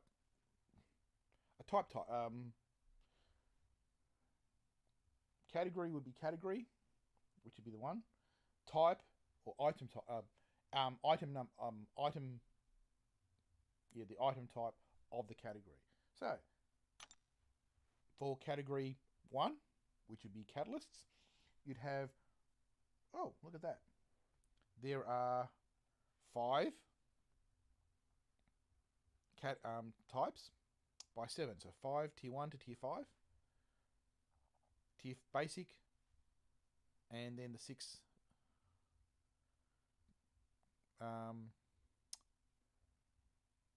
classes. So that's 7.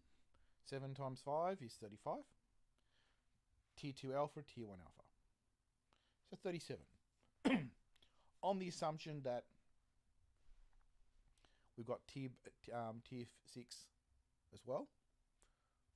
That takes it 7 times 6 is 42, plus 2 is 44. On the assumption, yeah, so there you go, 44. 44 currently now, but expandable. So just add an extra one in the other table, and you got your index. So that's username, category, item type,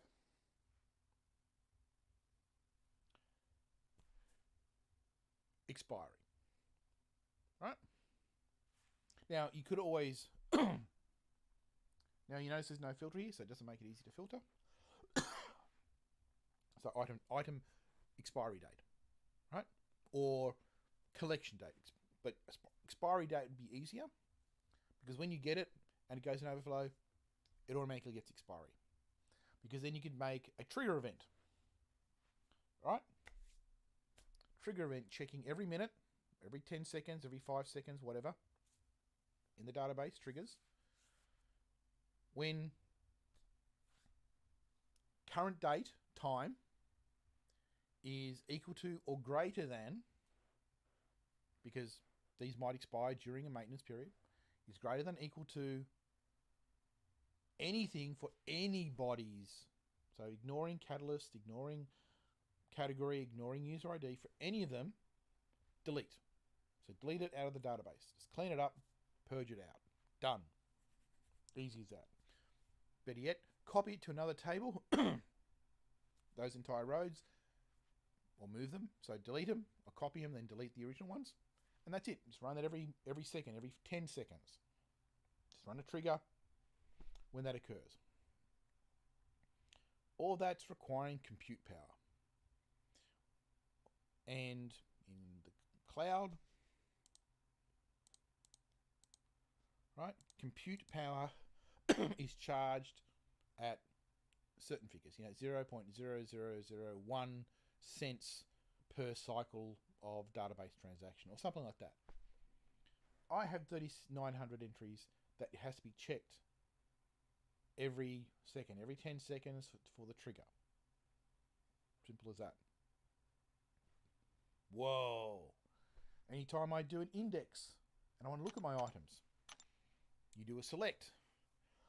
You get the count, so you can know the figures, and then you do a complete export of that.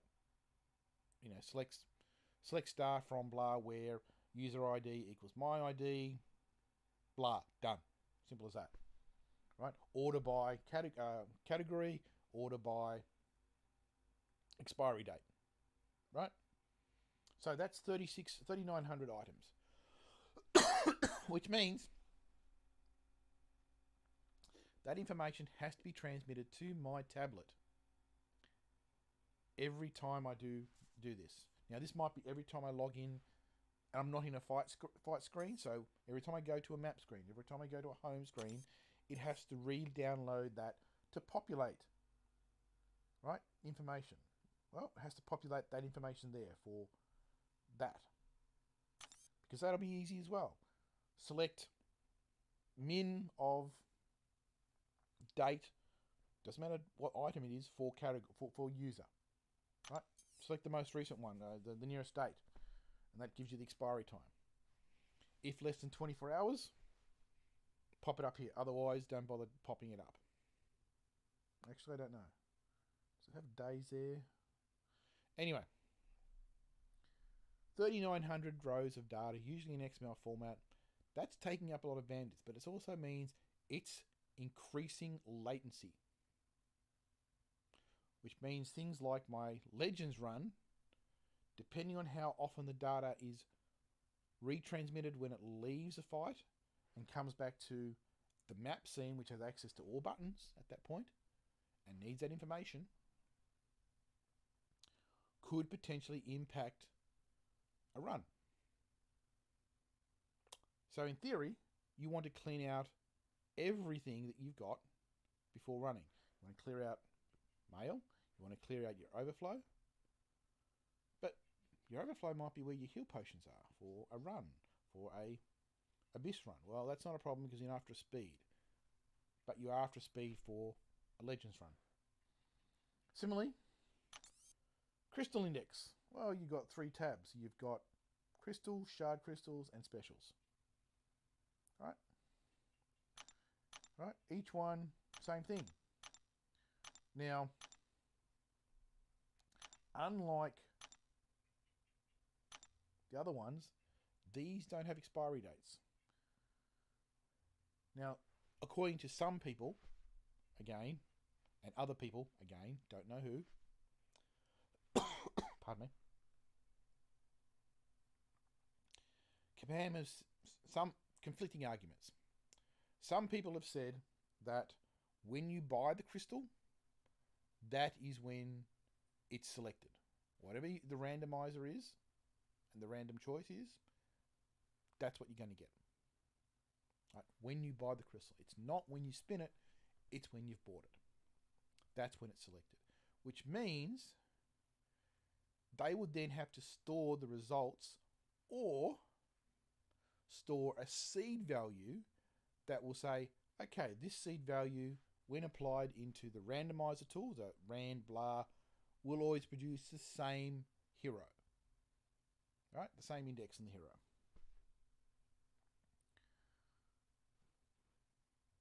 There you go. That's what it says. It says you are going to get this when you open this crystal. Right? So the question is, seeds. It's the randomizer then is displaying this blah blah blah animation reel. It then, when you press the screen, it then has to say, okay, I now have to start generating the string, randomize a string. I have to insert X number of rolls along the character you're going to get. Because as soon as you press that space bar, you know if you've got the character that you're wanting. If it's a new character that you never had before, you immediately, as soon as you hit the screen, not the space bar, the screen, the number appears saying new character. Up here on the your character, on your character name, you get the new one. It says new character you've never had before. Congratulations. You don't know what it is. It's scrolling down, but there it is. But it still means that they have to store in, because I've got how many crystals? I've got 450 crystals for tier 2 for 2 stars. I've got 13 4-star heroes. I've got 152 PHCs, 31 daily crystals. But you go up to here because storage is a problem. I have, there you go, 4,100 tier 4 class catalyst crystals. If they're saying that each time I get one of those crystals, it's predetermined what that crystal I just got, however I got it, is going to be a science or cosmic or mutant or technology or mystic or skill or whatever. It's predetermined, which means they've got a database there of me, unique ID, unique crystal ID from another table, and result 4,100 times in the database. Again, the computational power is huge. You've got to store the data, you've got to process the data, even you're doing a select query that you want to send across to my tablet or my iPhone or Android phone or whatever. I don't have an iPhone. I have an iPad and an Android phone. All these things means that that's extra computing power, storage, backing up, audit, and everything else. Now, presumably, kabam, every time something is generated for a character, etc., it goes into a master transactional log. Transactional log is basically everything anybody gets. You get a 75 ISO chunk from doing Act 1, Chapter 1, Act 1, etc. Right? From doing a lane, you get a 75 thingos. That's going to be logged saying, this person got this at this time, and here are all the other conditions pertinent to when that crystal was generated. Was it coming from what chapter? Did it come from opening a crystal that you got? Which that crystal will be previously done in the line, because you would have got that crystal from somewhere, and the crystal would have been tagged as predetermined for this. When you open the crystal, that's getting deleted. This object, which now comes active, gets added. Right? All that information is so they could do a rollback and replay, do modeling of the data, reporting of the data, etc. like that. So there's many different ways they can do stuff. But it all comes back down to anytime you've got to do computation of data, real-time computation of data, returning it to customers in millisecond, 200 to 500 millisecond transactional time, that causes a problem, right? Which causes they have to pay for that, right? Now, anytime I get those health potions, I'm doing something fighting it. I don't know, but according to some people in forum chats and things from Kabam, they log fights. That's how they identified those people who were perfect Quake players and thought they were bots, because they analysed the playstyle and said it was played bot-like. Even though the person was able to then demonstrate and got reinstated, but they analysed and logged the information. So your fight, for example, earlier I did against Aegon versus Winter Soldier, 290 hits. So they've logged all my touches, all my actions, my moves, my SP1s when I hit them, and they would have also logged every one of the Winter Soldier's moves. Was he in block? Was he unblocked? Was he moving forward? Was he dashing back? Was he doing a heavy? Was he doing SP1? Everything at specific intervals. So you'd be doing an SP2, and I release at a specific time to get hit for whatever reason, because I want a Fury charge. Those times would be logged, the results, the hits, the damage, all that's logged. I don't know if that's logged in real time back to command, or you're fighting a local copy that's running under a local algorithm on your device. Don't know. But there's a lot of data. And again, they found those Quake players who were perfect because they were analysing that data, which means they were doing huge amounts of crunches of data. Oof. Across all the players. Now, huge player base, all that data to identify which ones are perfect players, yet they can't analyse that data, or so far haven't had people sufficiently mentally tweaked, i.e. security people, to analyze that data for abuses. Because that's the end of the day. Bots in Arena are abusers of the system. And abusers of the systems will show up as bots. Analyzing the data, you can block them, etc. Anyway, that's what I was talking about. I was talking about transactional data, computation. And every time something's transaction in any of the cloud provider, Kabam gets charged for it. Might be a small amount. They might be running the private cloud, which has a fixed cost from a hosting provider per year, per month, whatever, how it's built. And that is one of the base figures they have to work on. They just say, okay, we are processing this data at this level and it scales like this. If we've got 10 million rows that we're transacting here and it costs us $8 a day to process, so that's 365 days times 8 is about 3,000 and $2,900, right? $2,900 at $8 a day to process 1 million transactions a day. That's actually probably high, which would come to $2,900 a year in costs to do that one type of transaction. Now you then apply that to different areas, so crystals versus inventory. Okay, you're doubling that. Fights, doubling that. Energy refill, energy counters. So that's another table by itself as well. Currency. When a person buys something, when sells something, when you get gold from either opening crystal, defeating someone, all this information saying when it occurs, etc., would be in the master database, but for gold, increase the counter, decrease it when you spend it.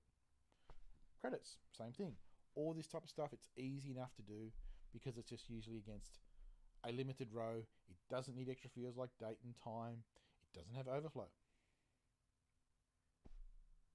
And that's what I'm trying to get back to. 3,900 items just for me. That's just me. And that's for inventory. You're talking crystals, 13,000 crystals. And this comes back down to Mike, Kabam Mike. Don't be a hoarder. Well, you know why he's saying that? People who hoard crystals, because otherwise it goes into overflow, they don't have anything to spend it on, and there's no capacity in inventory because it forces it to overflow. It's easy to keep them in here where there is no expiry. Each one of these crystal items, if it's preloaded, pre-calculated when you buy it, is taking up Kabam's database, right? It was nothing about, oh, good for the player base and community. It's not. If it was good for the player base community, they would bump up the inventory cap from whatever it is now and times it by 10. You times that by 10, I could open up a lot of these things, bingo, straight into inventory, clear out crystals, which means my inventory table just has an increased number. Right? Just has an increased number. And all the other stuff goes away. You lose the index on the date and times. Hello, whoever's joined. And you'd save processing power, which means it would save Kabam money. But no one ever approaches it from that angle. No one says, we want you to do this, we're going to be doing this, we want you to do this, because at the end of the day, it's going to save Kabam money and it's going to make your life easier. But doesn't happen. So someone has come in because my stream now says there's 2 people watching it. So they might have just stumbled across it and left it again. Yeah, so I was doing some farming earlier and some showcasing some different heroes for a new sub. Hello, Slacken. And just now I was ranting about Kabam and big data. Because at the end of the day, Kabam is, under the hood, big data, real-time big data. And, okay, they might have huge number of active players, but they have all these old accounts that aren't being used, haven't been used for months. But they've still got that data. Overflow might be empty, but the crystals that are sitting in people's inventory that haven't been opened, that are pre-seeded for a specific result, they still have to restore that data somewhere in case the person comes back like that. And they've got to be able to immediately respond. But those old accounts means that those transactional databases, not transactional databases, those databases, indexes are now huge because of the old stale accounts. So anytime you've got to process that information, you have to process all rows. You're doing a select, you're going select blah index. Fine.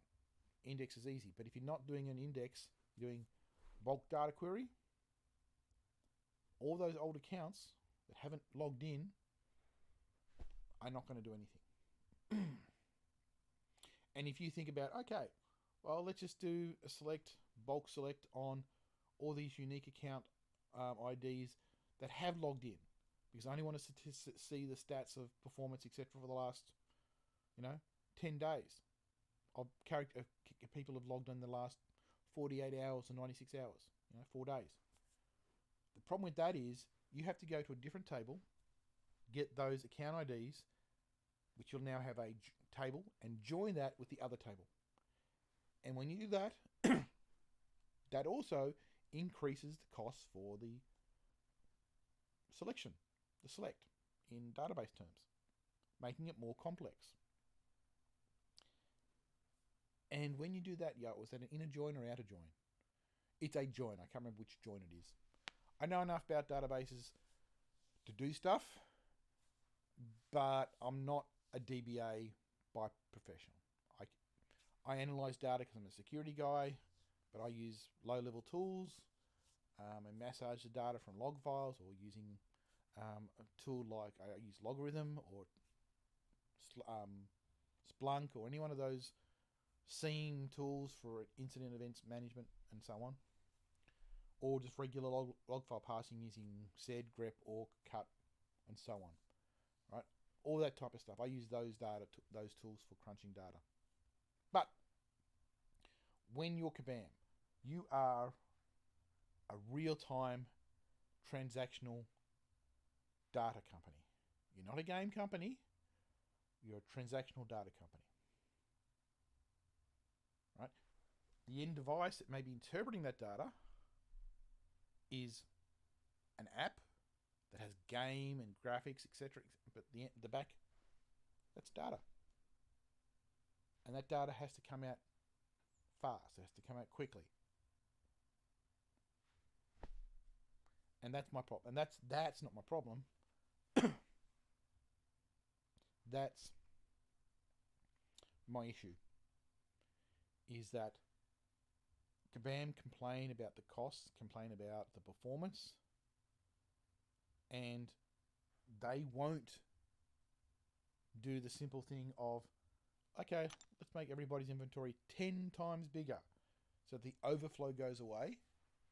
Now, again, they know what's in everybody's overflow. They can crunch the numbers on those people's overflow.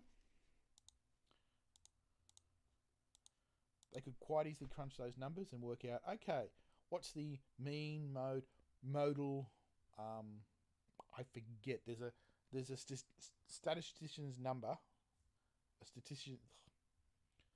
a number to say, what's the optimal increase we could do so that 90% of,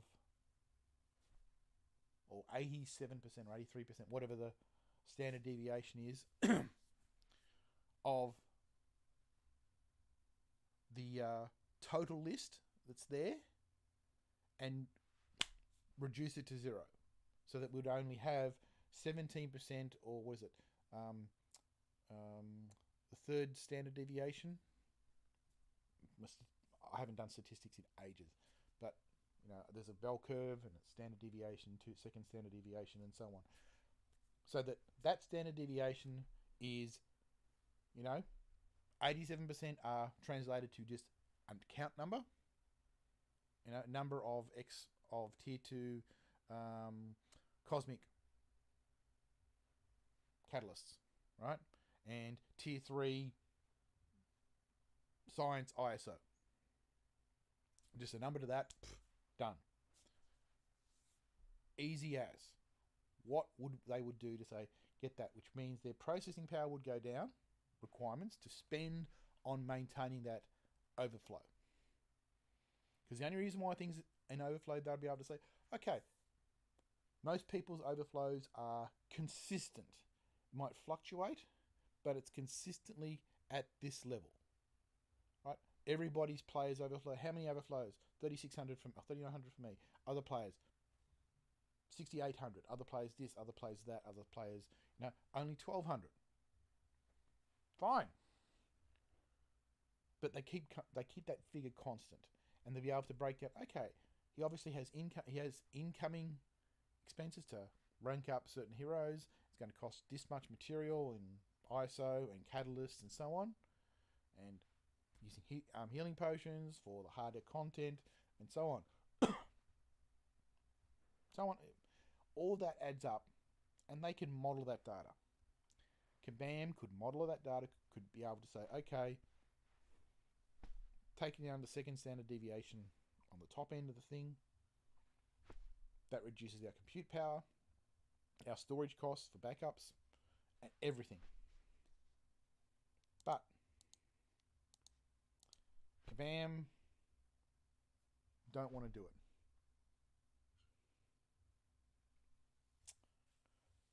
Actually, I'm going to write down my notes about all these Kabam issues, and I'm going to make my own what Marvel Constants of Champions / Kabam are doing right, and have done right, and are doing wrong.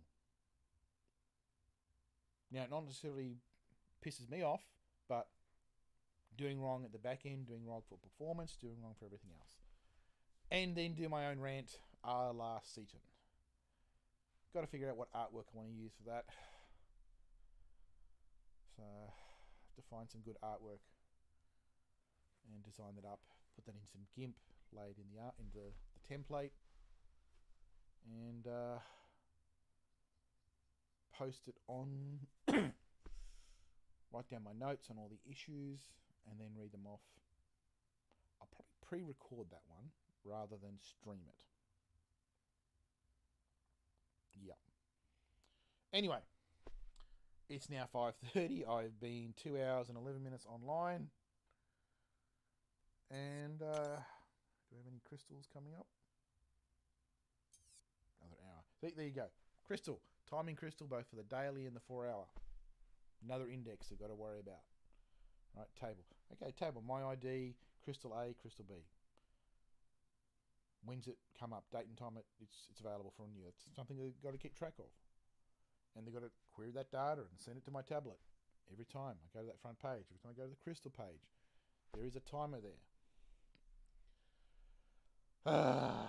Anyway, that's my rant.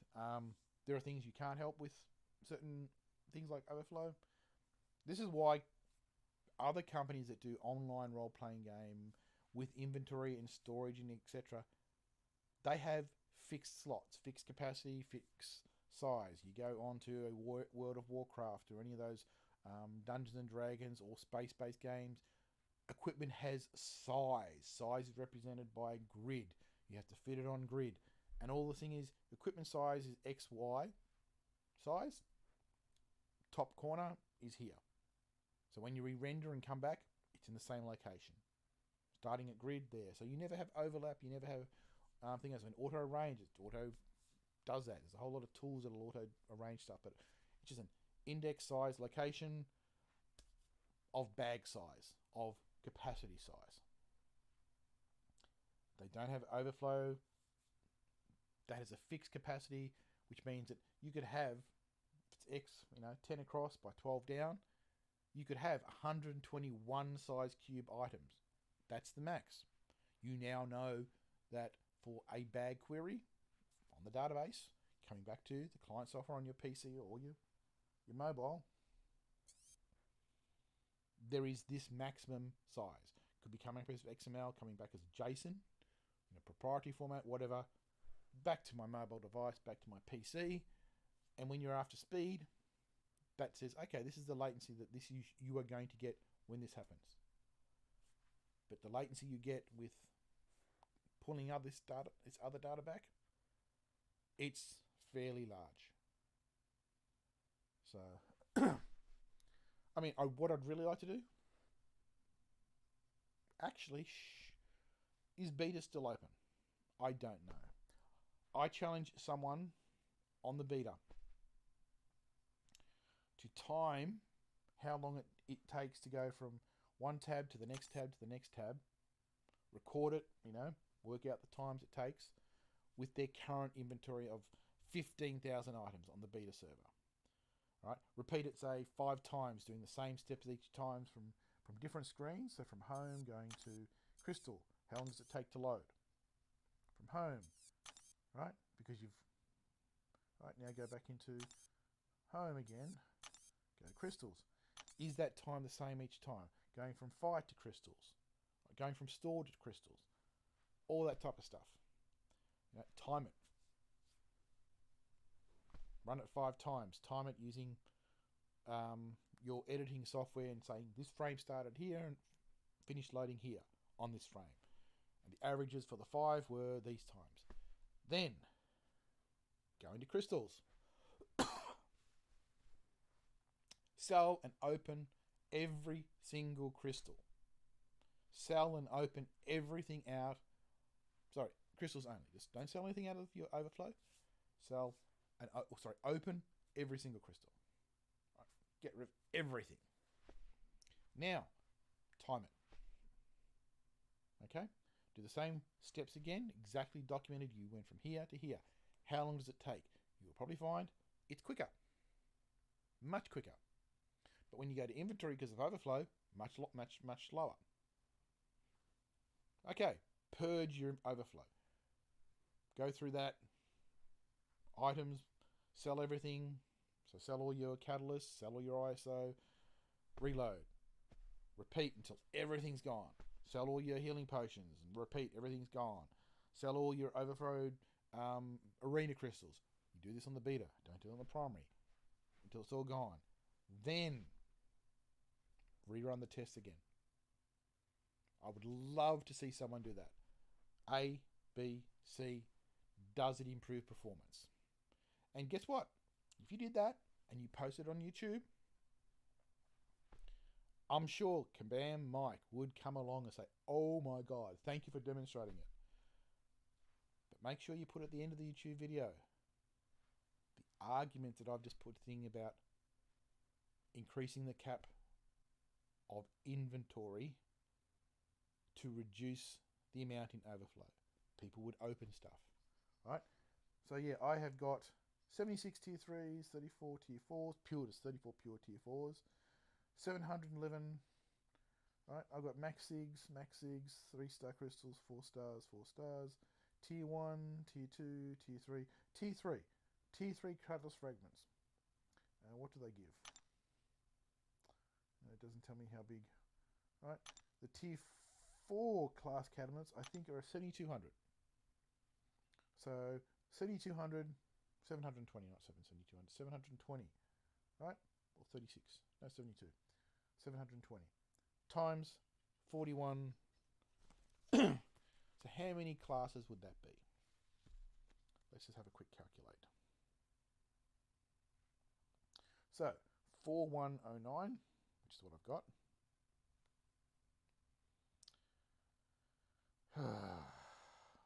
4109 times 720 divided by, was it 3,600? 36,000. Right? Now, alright, so actually 720 divided by 36,000 equals 0.02. So 2%, I think those are 2% of a tier 4 class catalyst. Now, if all those were turned into the same class, or actually, let's say it was evenly distributed, 6 different classes, so 4,100, so 4,109 divided by 6. So let's say the whole thing is, which brings it to 684.8. So 684 times 0.02 would give you, on average, 13 class catalysts of a given class, on average. The numbers might, 13, 15, 11, 9 in total after it was converted, but 13 of each class. That's if it's 720. If it's 360, so let's open one and see. Let's have a look.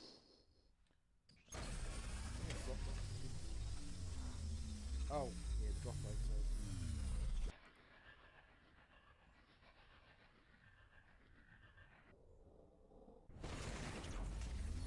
720, which is what I said.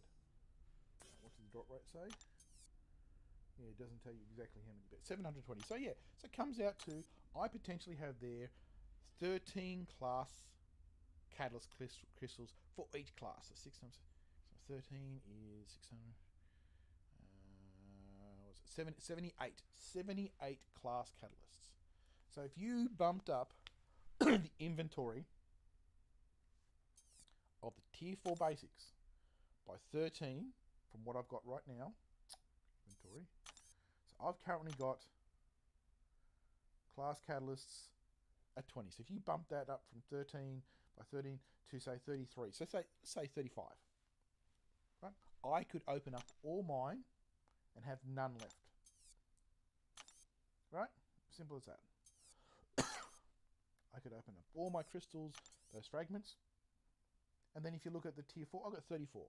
So again, if you say equal distribution at 6, that means 6 of each, potentially. So then I would have, if I open up those and the other ones, I might have, if you had up to 35, might have 3, maybe 3 to 5 in overflow of each class, which would mean that instead of having, let's have a look, instead of having 48 with no tier 4s in overflow, I would have 5 times 6 is 30 tier 4s. But if you're bumping up all the other ones as well, I wouldn't have any tier 1s or tier 2s or tier 3s in overflow at all. Right? I'd be underflow on that one. Simple as that. And then I would have those. Similarly, ISO. Do the same thing.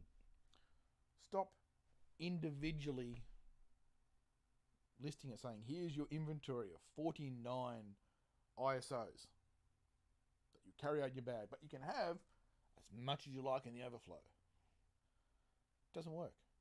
Right? It's absolutely no. Right? Stack them up. Right? Stack them up. Simple as that. Just stack them up. You have 8,700 or 870 tier 4 or 5. What are they? What are they? Tier 5? Filter on. They're the tier 5. So you've got, 870 tier 5 mystics. Fine. That's all I need. That's all I need to know. Makes it so much easier in a database to say 870. I need to spend this many. Reduce the number. Done. Okay, I still need to spend some of these and some of this. And some of this basics, so Makes it perfect. I need some gold. Let's sell 200 tech. Simple. How many do you want to sell? 200. So much easier to manage it that way rather than this. It would reduce their database requirements for overhead. Yes, you can just put it straight into ISO. Alright, items. Okay. Items like your boosts, your healing potions, your jewel chips, right? Your revives, right? Sig stones. Sig stones can actually go into overflow as well. And other boosts. Arena boosts can go into overflow. Alright. That's a separate issue because nowadays, who uses 3-star arena boosts? Honestly. The number of people who use 3-star arenas. So let's go into crystals. Can I sell my 3-star arenas? Crystals. So tier, where are we?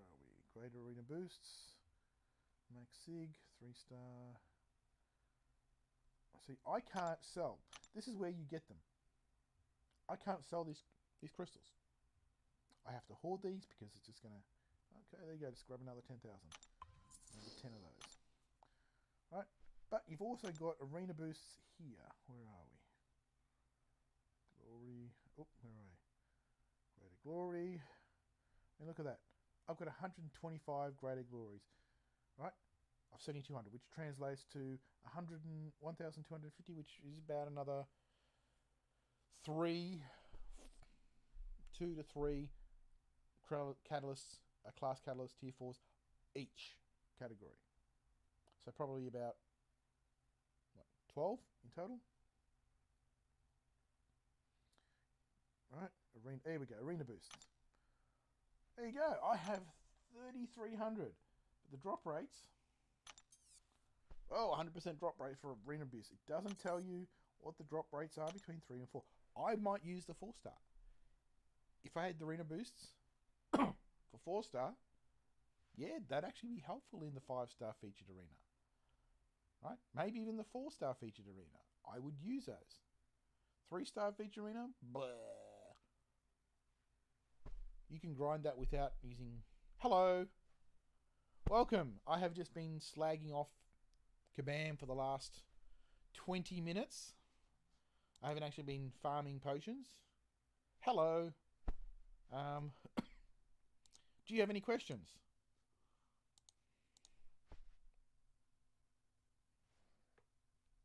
I've just been really slamming Kabam about... See, Kabam is not a game company. Kabam is a big data company. They're not about playing a game. They're about data processing. Processing huge amounts of data that comes in and comes out, and they have to get the data out in a very short frame of time, like under 300 milliseconds. It's a pain. Yeah, I did some farming runs against Winter Soldier and Realm of Legends. I got a whole lot of potions. But oh, congratulations! What are you going for? What class? Sorry for the coughs. What class do you want? What do you want? Who do you want to awaken? And don't say Aegon. Oh, okay. All right. You mean these two characters?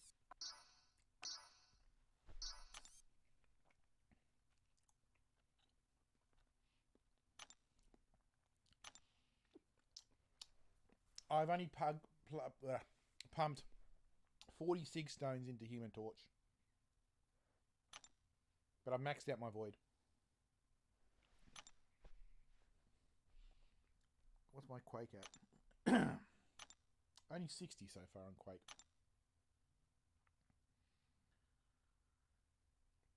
I don't need a 5-star invisible one because I have her as a 6-star.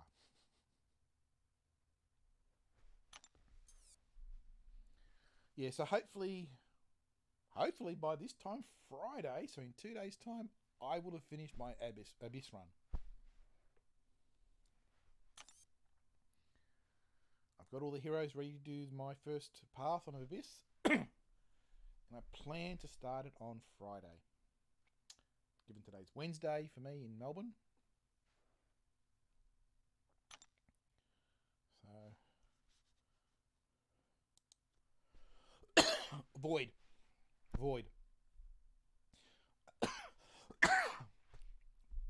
Human Torch is great, and he's great for a lot of things. Void is so much more useful all round because he can put his debuffs without coming close. Right, you can bait things out, dodge, evade, and just put your debuffs and let the damage tick off the people. Human Torch you have to hit, which means the other person gets power gain, and they then might have an unblockable special 1, blockable special 2. Void, you don't have to do that. Void is so good. I will be streaming Abyss, and once I complete Abyss, I will be doing an opening. However, straight away after the Abyss. But considering I already have 135,000 5-star crystals, not so much of an ish.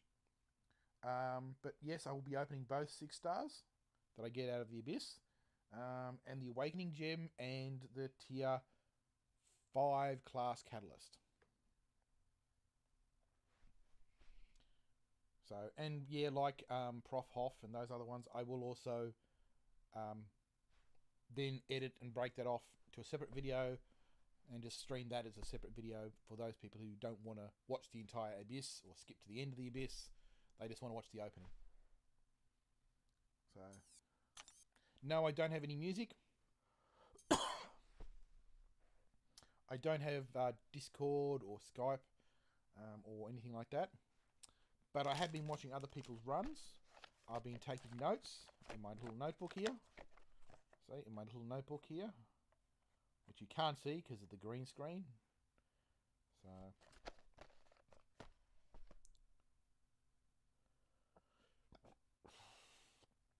okay, 5-star. Okay,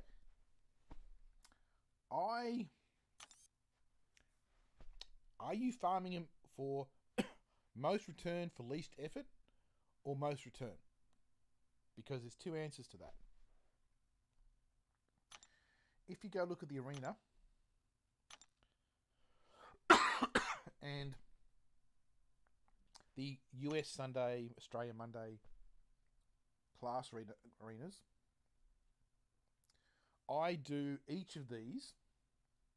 So the 3-star, the 3-star, the 5-star, and the 6-star arenas. I do each of them and complete all milestones. Right? So I completed all those, and you get about 750 5-star shards, no 6-star shards. But because you complete all the milestones, you usually end up in here, and you get a 4-star crystal. If you've got a 4-star, if you've got a more max sig already, that's another 275 crystals. So you've got 1,000 5-star crystals shards at that point. If you can get into the next bracket, just by pumping another 2 or 3 fights, maybe you might get another 500 crystals themselves, plus a dupe of a max sig, right? So you can do that with reasonable effort in 1 day. Now I say that because if you want, the problem is this arena every Sunday uses the same hero that this arena does. And I also do all milestones. It only gives me those. It gives me gold, but I get the rank rewards. And because I participated, what rank rewards did I get? Where are we? I got in the top 11%, which means I got those. If I put in a bit more, I might have got that. But I like that. 3 PHCs. PHCs are really good for other reasons. Um, being in an alliance gets you 5-star shards as well. Obviously, each monthly quest at uncollected will get you 6-star shards, but that's about it. That's the only really easy way, is opening 5 stars to get 6-star shards. All right, simple as that. That's me. I go for least effort, which is minimum milestones on the weekly, to get all the milestones to get those. But for the 3-day arenas, I just do minimum. Right? I do 30,000 for the 3-star, because that gets me guaranteed bottom 61 to 100%. I get those guaranteed. And I do that for every single arena. So for the 5-star, I've got shards, some crystals, some units, because I did 1 million. Guarantees I get 200 5-star shards. And all that took me was, how many fights? 8 fights. 8 arena fights. Alright, let's have a look.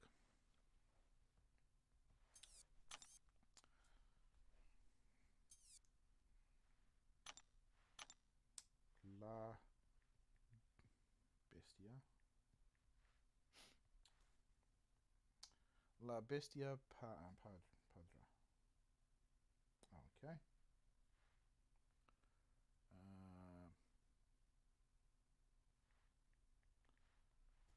Alright, let's have a look. View profile. Look. Oh, you've got a 5-star magic. She's actually very good. She's not awakened. You need to awaken her. But you have a 4-star human torch. Not bad, actually. Not bad at all.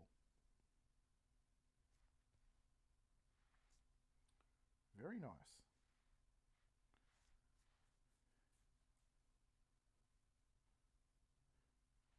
So, alright, so you're level 49. The monthly quests, what do you do? Do you just do the Masters and Heroics? Do you attempt the uncollected monthly event?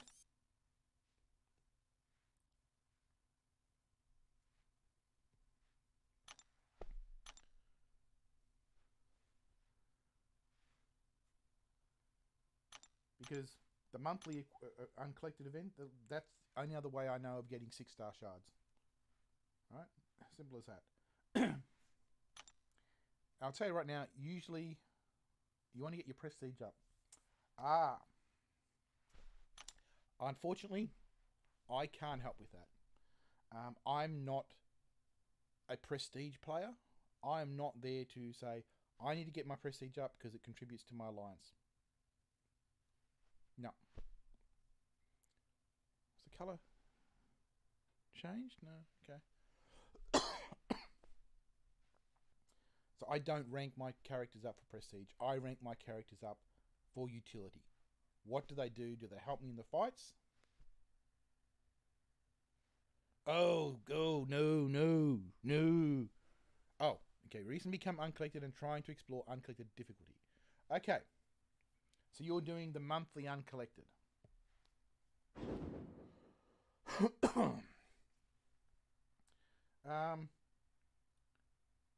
Do you have a 4-star Domino and her team? Actually, let's take a 4-star Domino and a 4-star team. Okay, 4-star. Get rid of them.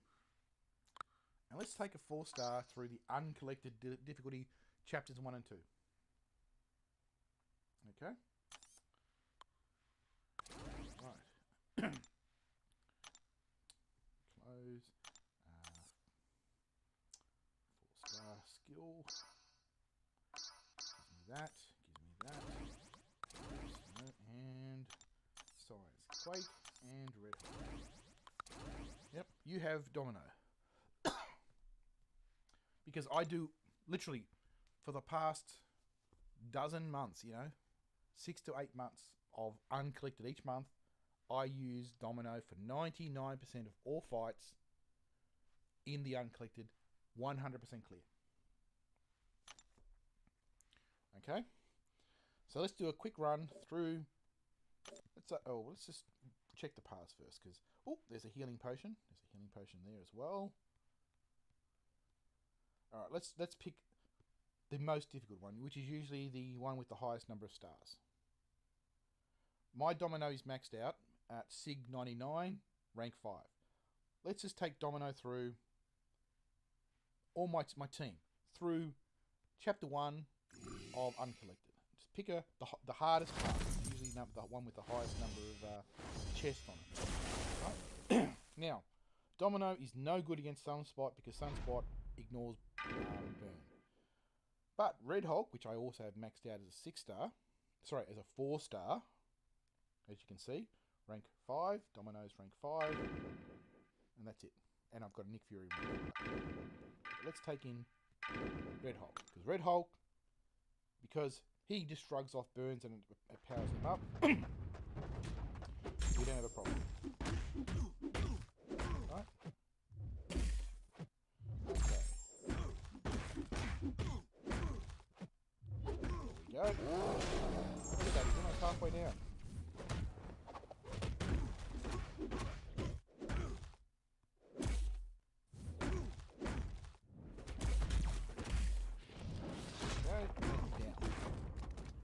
Right, that's just the first fight. Let's just take him all the way through. Chapter 1, both things. We'll go on to the next one and the hardest path. The next one. Teleport.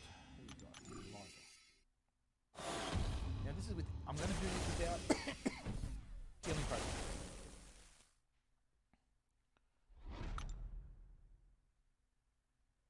Oh, Massacre is good in himself, but he's also really good as a utility player for Domino's Trinity. Because you need him to get the extended synergy, which increases the synergy of her debuffs, including her stun. Because my stuns are longer with Domino.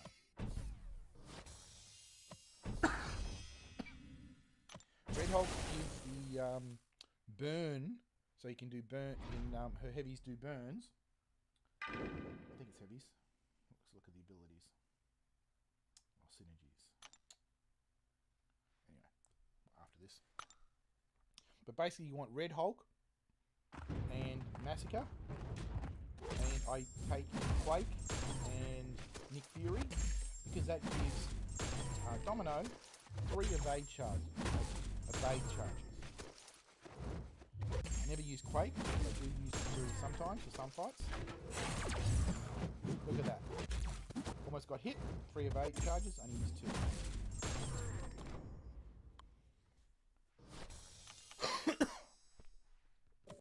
So if you can do the first chapter 1 of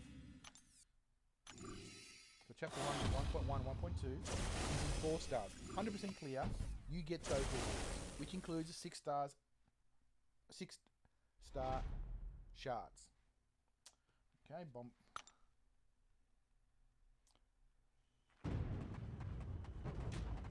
I had a 4-star Domino before I had a 5-star.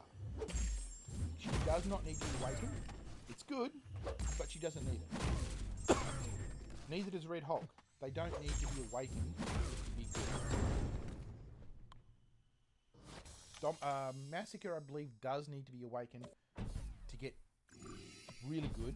But again, he doesn't need to be awakened. Now, I can do this with Domino, or I can do this with Red Hulk, because Red Hulk is good against Mystics. But I'll just do it with Domino. That's it. Pretty much all the fights, exceptions, I did with Domino. I did with my 5-star Domino, but I'm showing you, you can do uncollected easily, just by doing parry, block, heavy. Look at that. Done.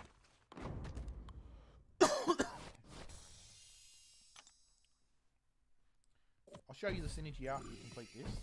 Okay, go here. And we are against corpse blade, and then the hood.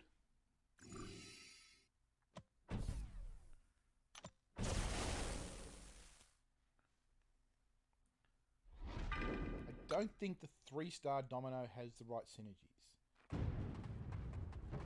Might have, but I'm not sure.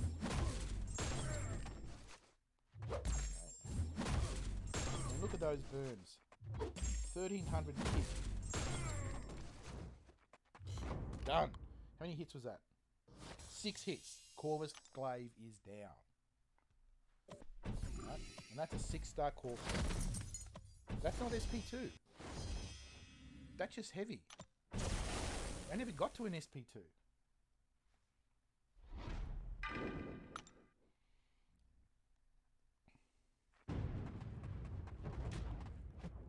Actually, go back a couple of days on my stream, and you'll see me. I do a come on.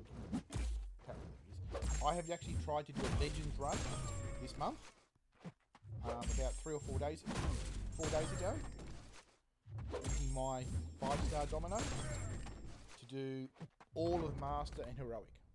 3 hours, 45 minutes. 99% of all the fights. And basically, parry, heavy, done. Okay, now I'm on to 1.1. 1.2. I'm up against Red Hulk as the one. Okay, so I don't want to use Domino against Red Hulk because the flames don't work.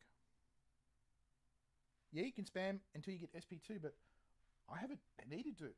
Okay, so let's grab path, the heaviest path, the one that's got healing potions on it. Okay, I'm going to go this way because I want to grab the healing potions. Okay, so let's go up to... let's do... up via Thor Ragnarok. So ranking up your 4 stars can still be good.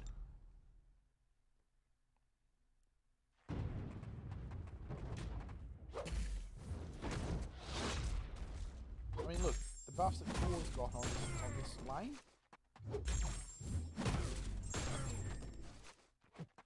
Right? No heal, no energy, no special abilities. Done. For 10 seconds. 10 seconds it will take him down.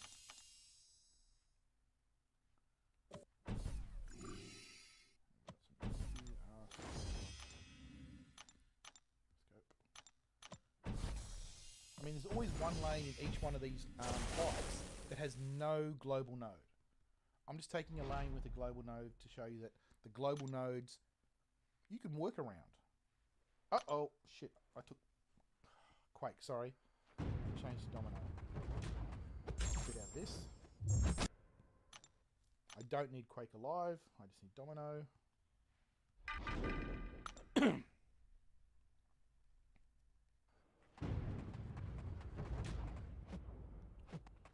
Right. I mean, I could have bought a 3-star Quake, but I'm only using Quake for her synergy with Nick Fury. Domino is a key, but the other things here, Stark Enhanced Spider-Man. He's also great as long as you've got his Trinity, which is Ghost Rider and Blade.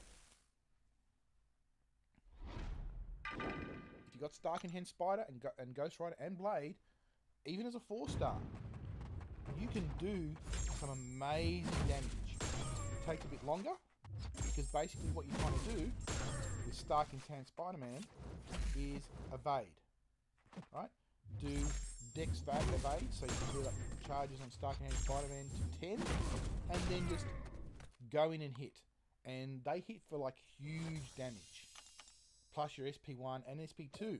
SP1 gets a stun, go in, do a heavy, do an energy drain, you're fine. So there are some heroes, I mean look at that, any other character against Groot, those stuns would already be finished by now, you'd never get a heavy off.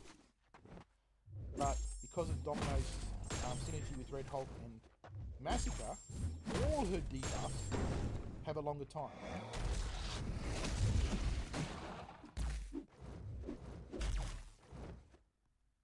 I mean, the only damage I've taken so far is damage to block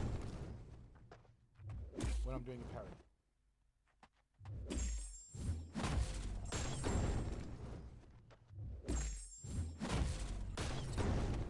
And this is without any boosts. So I've got, you know, I could put a 10% boost. You have, yeah, 4-star Spidey. He's great as well. I had him as a 4-star as well. Max Sig, rank 5. You don't have to rank up 5 stars over 4 stars. 4-star like Domino or Spark Enhanced Spider-Man.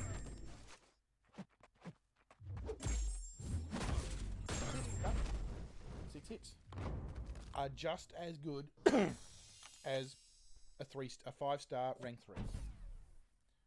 Okay, so let's go in. Almost done. Need some energy. I don't mind. Okay, take in Domino. Now, of course, Domino's no good against Red Hulk in this scenario. And Red Hulk is the end boss, so I'm using Nick Fury. Now, I don't know what Nick Fury you've got. He's a recent character. You have him as a 4-star.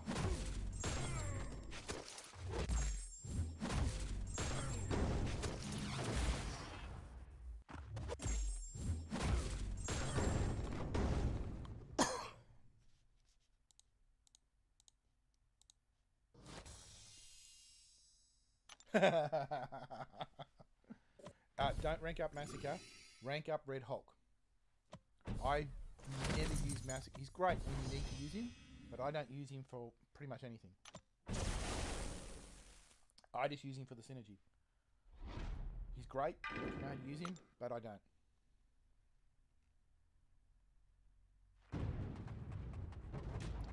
Look at that. 600 damage on the burn. 400 damage on the burn.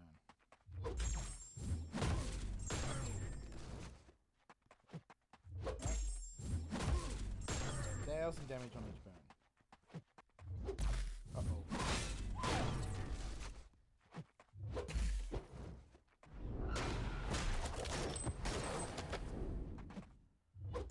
Click for some of those. 300 for that burn. Oh, see, I might have to use my SP too.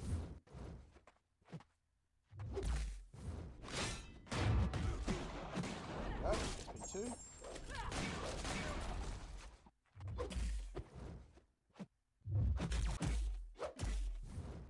Done. And do you have Nick Fury? That's the question. And let's take him out. So just with a 4-star Domino and a 4-star team of Nick Fury and Red Hulk.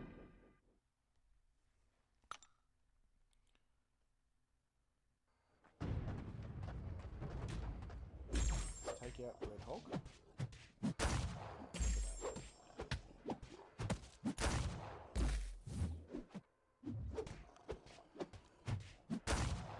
Okay. On the face.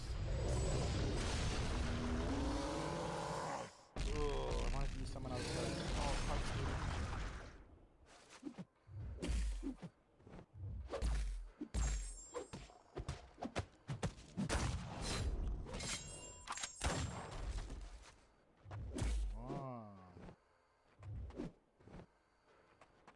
Here we go.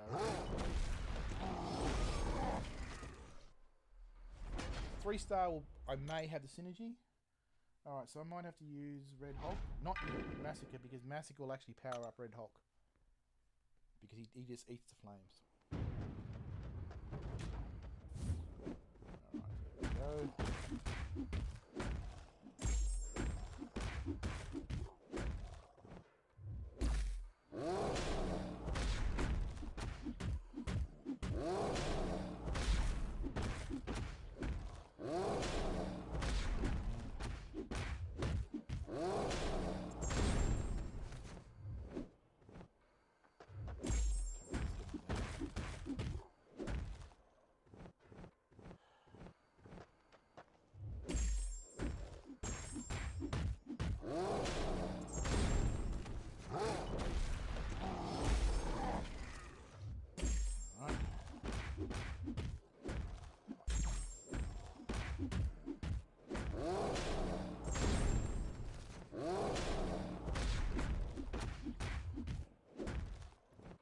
Alright, so...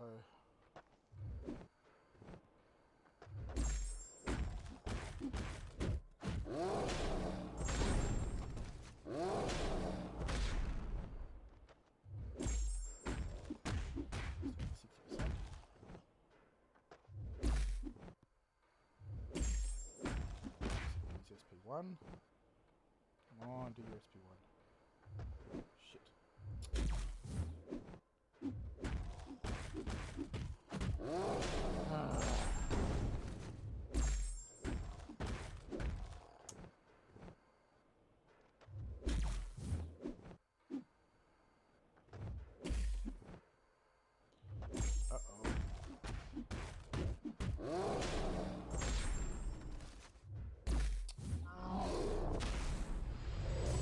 It's not a regeneration.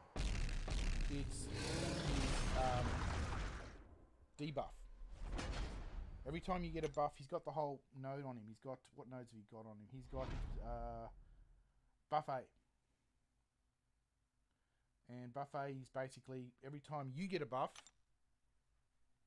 he gets healed by 15% of, is it 15%? 10%. Okay. So let's take in...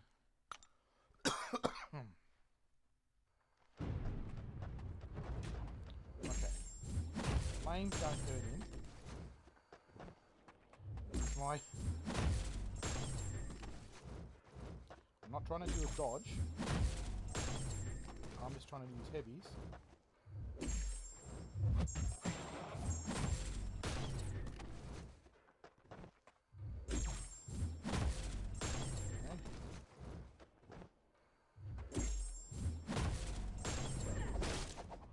Right. Could use a healing potion.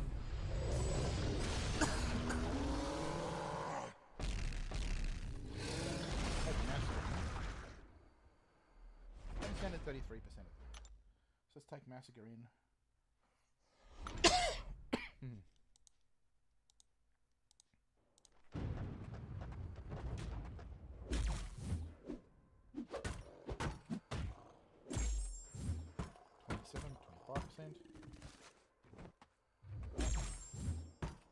So yeah, if you've got a 5-star Massacre, even at rank 3, he's still good.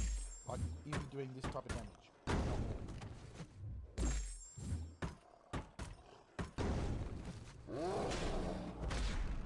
So I'm not trying to dex, I'm just trying to use my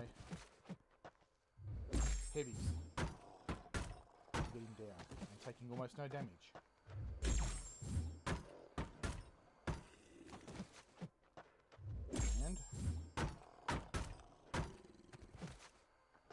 Alright.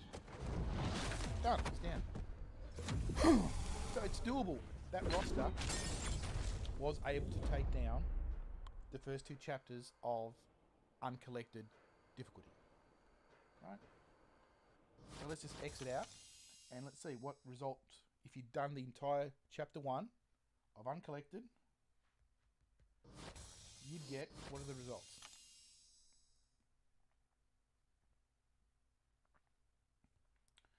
Right, uncollected would get you some 6-star shards, 750 5-star shards, 300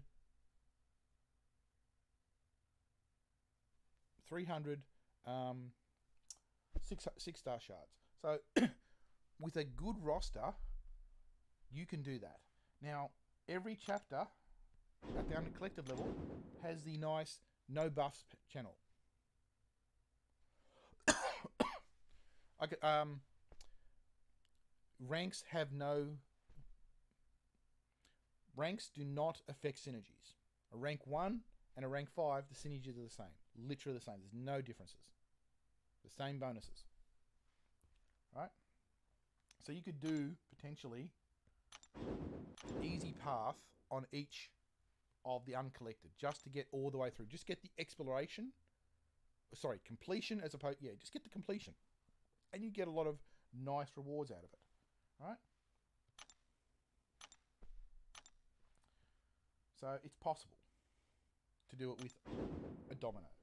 And with that domino team, you've got a good chance to do all of Master and all of Heroic.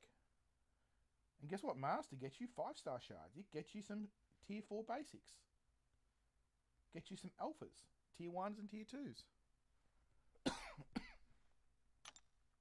Right? And that just on the total completion. So let's take in that team again. On Master, final boss, right? Max Domino, 4-star. Max Nick Fury, 4-star. Max Massacre, 4-star. Max Quake, and a Max Red Hulk. All 4 stars. And let's do the final boss, final path. Okay, so let's just see what paths have we got. I probably want to take that path to get the healing potion. Unless there's a res potion on one of these paths. No. Okay, so I'm just going to take the one. No, Magic does need to be awakened. Right, and actually she needs to be at a high sig level. Because once you've got Magic awakened... okay, Domino. Magic awakened. So this is a 4-star Domino against a 5-star Spider. Oh, look at that. 2 hits so far, 50%. 6 hits. So 3 heavies. 4 heavies. Stop. He's down. Spider-Man is one of the hard. Well, one I personally find is the hardest to play with. Against Spider-Man. Magic is a specific character you would use for certain fights. When you've got specific fights that need power control, and your your heavy for Spider-Man Stark Enhanced isn't good enough, then Magic is the way on her SP2. Now her SP2 does not require her to be awakened. She needs to be awakened for her healing and damaging ability whenever she goes over a power bar. So when she goes up to 1 power bar or 2 power bar or 3 power bar, that ability, the signature ability, when she's awakened, can actually kill the enemy. It just can burn enemies down. Ignoring the power lock, etc. The power burn that she does. And of course you also probably need a few points in Mystic Defense.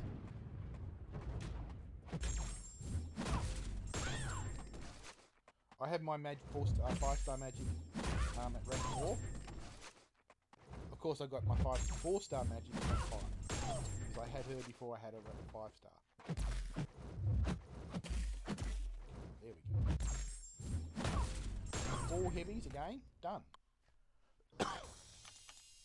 Now, a rank 4-star Domino, if you haven't got the materials to take it to rank 5, it might be get a boost using a power boost. 10% or 15% power boost, health damage, would take her up to an effective 5-star rank 5.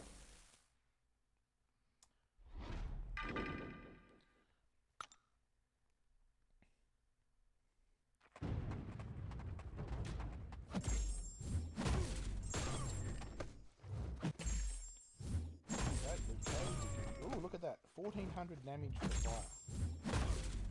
1300 damage per tick. Even with his invulnerability for the first few seconds.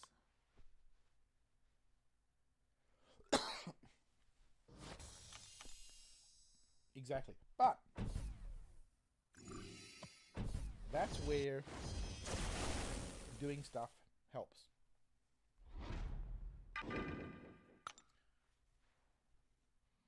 So my question to you, do you open your crystals as soon as you get them? Alright, you get a PHC. You get a 3-star crystal, you get a 4-star crystal. Do you open immediately?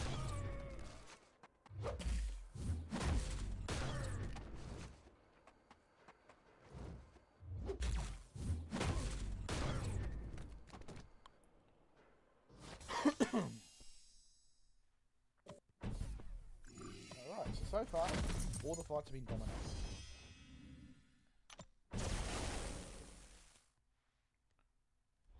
Oh man, I didn't want to go massacre. I want to go domino.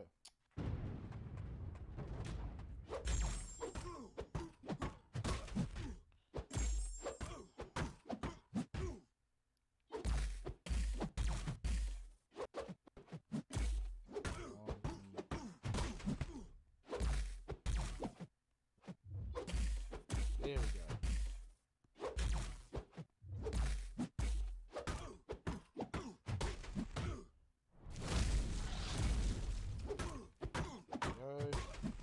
Look at his... See, that's really great. It's like 10 stacks of burn. Brilliant. There's your problem. You shouldn't open your crystals. Don't open your crystals. Hoard. Don't care what command Mike says. He says, stop hoarding. Don't open your crystals right away. If you've got a team that meets your requirements to do the quests, you don't need to open crystals immediately. You want to save them and open them strategically. Alright, let me finish this fight to show you that a rank 5 4-star domino can take down the end boss of Master.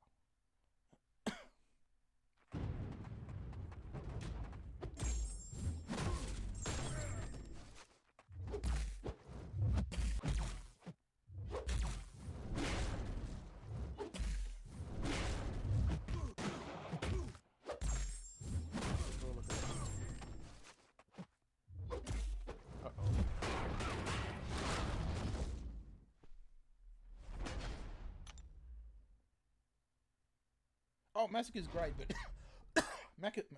Massacre is good, but he's not my primary. Right? He's not the one that I would take in every single time for 99% of the fights. Domino is, Sparky is, Blade to a degree is.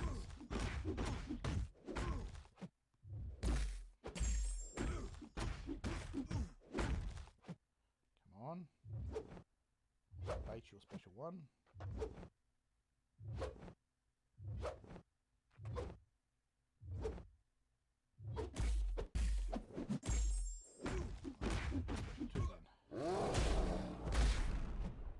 Special one.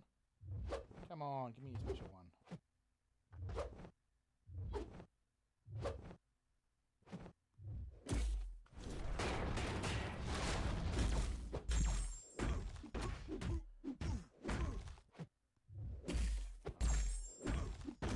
Red Hulk is doing nicely.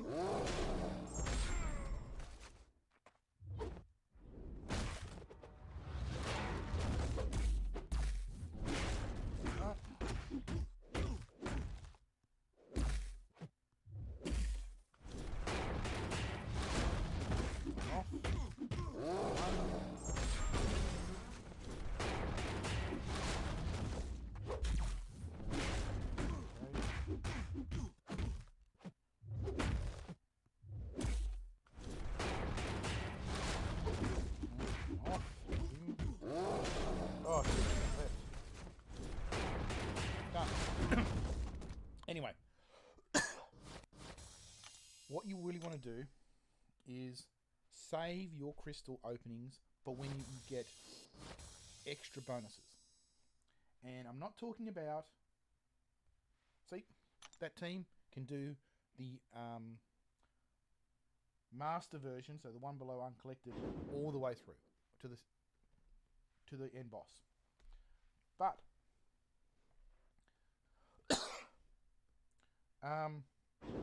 why you want to hold them off is the 7-hour events. So any class advancement and any class combat. Not class arena combat, but class combat.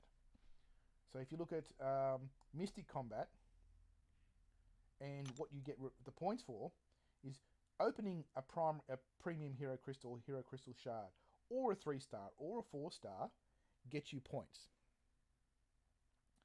Okay? So those are when you want to open up crystals. When one of those events are going on, you open your crystals. So hoard the crystals until then, those specific crystals. 5 stars, well, if you've not got a lot of 5 stars, be nice to hoard it then because they give better bonuses as well. But what you actually want to do is don't level your characters up until a level up event of that class. Because you take a rank 3 to rank 4 4-star, take it at rank 4, you might get 2/3 of the way of completing all the milestones, right? Which is what I did before. I ranked up one character to one level, so pumped ISO into him, ranked him up, and he's now at rank 4. A 4-star is now at rank 4. Wasn't quite 40,000 points. Actually, it wasn't quite 35,000 points, because if you look at the milestones to get all the ranks, yeah, 40,000 points. So, rather than rank up another character and only rank him up 12 levels to make that thing, open up some crystals, until you got enough points. And then you get all these bonuses. You get some more shards, you get a tier 2-star signature stone, a 3-star signature stone crystal, and a 4-star signature stone crystal. So, not only have you ranked up a character, opened some crystals, you've now also got one class signature stone that you can open up. Do that for each class, right? When the mutant one's up, and you've got a mutant and the resources to rank him up, Open a crystal or 2, or maybe 5 crystals. You've now got all those extra bonuses. So don't open crystals immediately. Open them when they've got when they're a strategically advantage to you. Opening up max sig crystals, if you get max sig crystals, they don't help with any of these events. None of these events, max sig crystals don't help with. So you can open them at any time you like, if you want. Personally, I hoard them because I like to do a bulk opening. Right? So this is all the stuff that you do to make your gaming experience more profitable, in that you get more return for your effort. I hope that makes sense. Right, so I've got a 10% that's in expiring. Well, I get those from the monthly, this 22-hour events. So if you go back into here and look at the 22-hour events, where are we? 22-hour. More, I don't want that, I want rewards. And if you look at the 22-hour events, when do you get those? You get those at... Oh, you don't. You get... Oh, it must be from an alliance. Are you in an alliance? Oh, yes, you are. So if you look at your alliance events, wrong one, you get... Where do you get those alliance ones? 3 days? No. Must be the 1 day alliance events.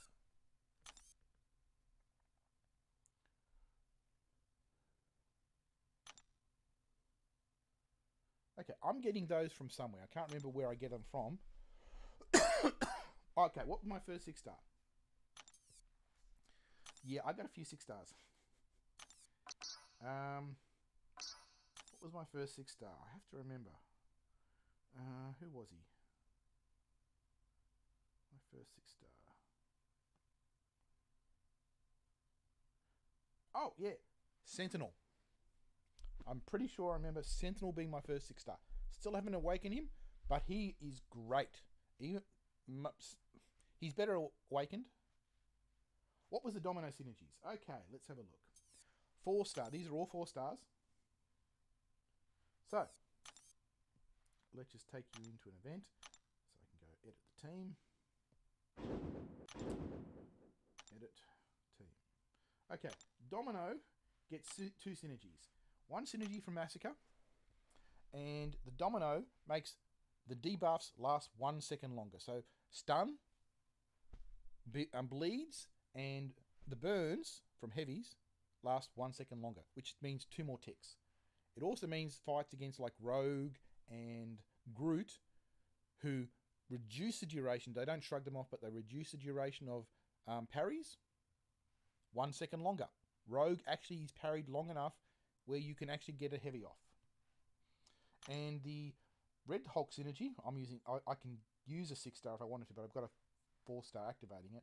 Dominoes Heavies inflict burns that last for 2 seconds, which means 4 ticks of the burn damage, because you get a tick every half a second. But guess what? That lasts for 3 seconds because of Massacre. Best. Massacre synergies. Red Hulk gets some extra synergies there when you use Massacre, and Red Hulk gets synergies as well. Red Hulk starts the fights with 2 heat charges, which means he does more damage. Right? His SP1 gives you more heat charges, he does more damages, and so on. Massacre gives the synergy ability that when he's lit his bat, if he blocks, he transfers a burn damage to the opponent. Normally that doesn't happen. You have to have that synergy. And the domino synergy that we're after is debuffs last 1 second long. Guess what? That's 2 seconds. Right? So it's not actually 2 seconds. It actually says doesn't duplicate with other synergies, because that way, if you had a lower like a 2-star Massacre, Awakening using Domino's synergy, you get the 1 second. You don't get a second from this one. Vice versa. If you had a 2-star Domino using the Massacre synergy, it's a 1 second that side. They don't, even though they're the duplicate synergy, they don't. What is Red Hulk's Massacre Nick Fury fight? Was it Red Hulk Massacre Nick Fury fight, right? Okay. And the Massacre synergy from Domino is he starts with some ignitions on his bat. The Nick Fury synergies. Nick has his Self Fury, which everybody gets 10% attack damage increase while he's alive. 20% while he's dead. You don't kill him if you can help it, because you need the Quake synergy. The Quake synergy gives every character but Nick 3 evade charges each fight. Not for the thingos. 3 evade charges. That means you can automatically evade a special one unless it's an unblockable special. Right? You can evade a heavy, you can evade a light, medium, if you aren't quick enough to do a block. And it can save your life and save your charges. But if Nick's dead, that synergy doesn't work. Right? So basically 10% extra damage for everybody and 3 evade charges. That's why you have Nick and Quake in there. Right? So you're basically if you've got a specific fight there that you might need a specific character to counter a specific fight, like Iceman or something like that, or Nightcrawler. Actually, Nightcrawler and Domino is easy enough to take. Right? There are specific fights where you may not work with Domino or Red Hulk or Massacre. In those cases, you might have to swap out Quake and put the specific character you need to counter a specific fight. But generally speaking, that's the team I would recommend fully clearing Master. Right? Master and Heroic. Right? They will just clear it. You can even auto fight them on normal and beginner. Right? Just auto fight. So that's my recommendation. If you can get that group together, yes, a 5-star Massacre, take him in perfectly well, but he's not going to be your primary. He's there only to activate the synergies, and if you need him for fights, but he's not your primary. Your primary is Domino, Parry, Heavy. Domino, Parry, Heavy. And of course have the Parry Mastery. You need that. So, any other questions? Because I've been streaming now for 3 hours and 16 minutes.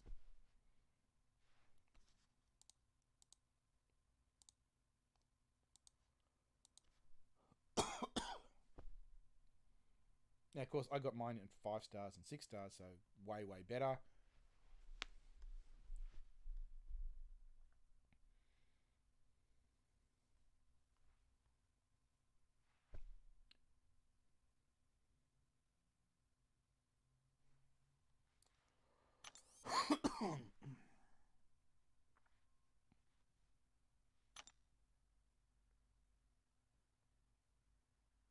See, I save up these crystal shards so that I can use them. There might be a hero quest or a 7-hour quest of Mystic Combat that I've done 7,000. I'm about to go to bed. I'm not going to be able to finish it because I'll be asleep when it finishes.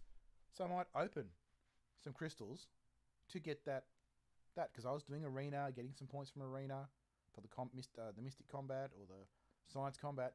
Just open some shards, open some crystals that you'll be hoarding. Bingo, you got all those extra rewards.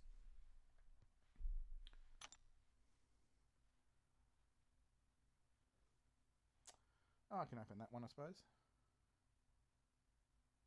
If in the chat you don't have a Red Hulk, oh man, that is so bad.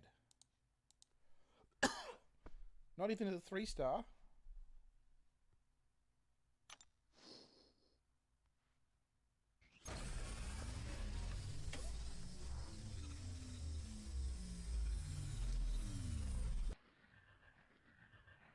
Let's see what the platinum pool crystal gives me. 25,000 gold. Yay!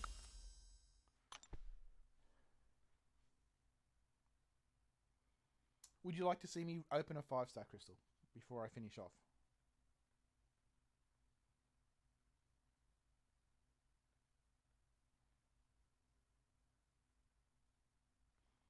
See, 13 4-star crystals.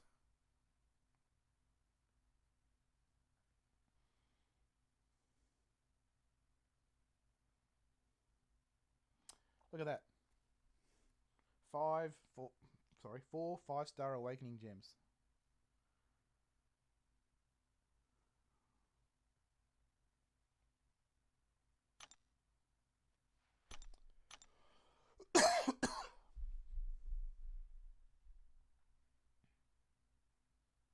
Okay.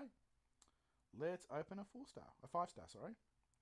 I would not normally do this, but someone's here at the end of the chat. We're having a good conversation. I'll be logging off shortly because it's 6:45 p.m. my time and I want to make dinner. So let's just get one crystal. And spin it.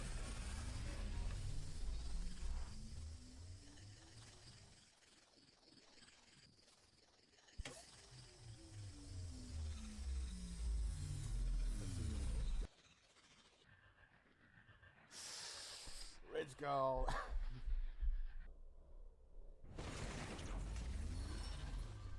What's Sigsy at?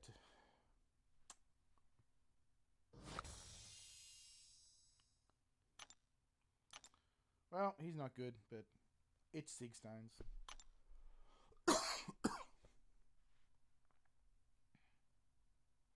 If you watch this stream later on and go back, you'll see me demonstrate some other characters, like because I was doing live potion farming earlier on against Winter Soldier. Basically, taking down Winter Soldier for level 3 healing potions in 2 minutes or less. Taking in various characters, Archangel, Domino, Squirrel Girl, and so on. Yeah, close to Ghost. I'll show you Ghost.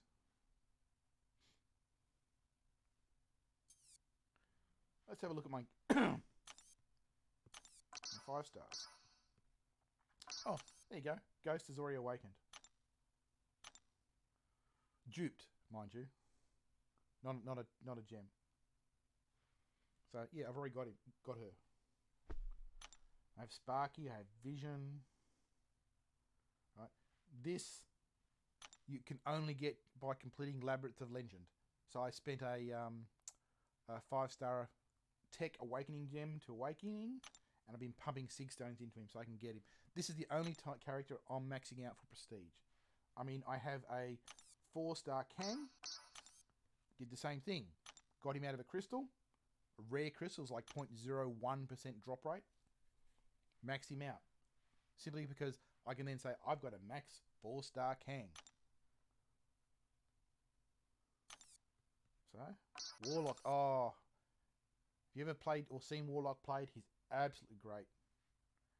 He can bleed, he can heal block, he can do energy drain, he can self-heal. Best one there.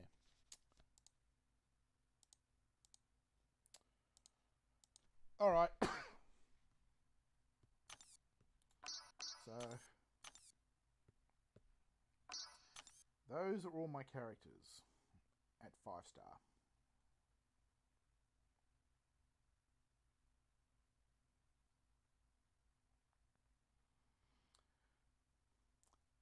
And these are all the characters I don't have as a 5-star.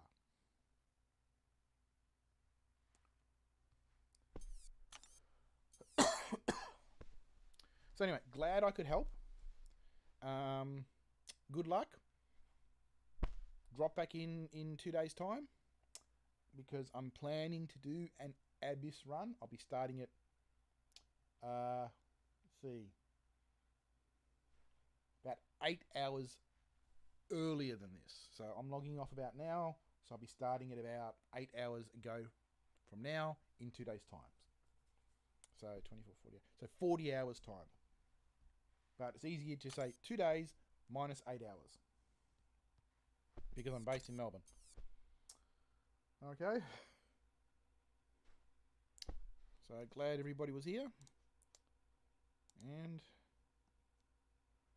let us just change.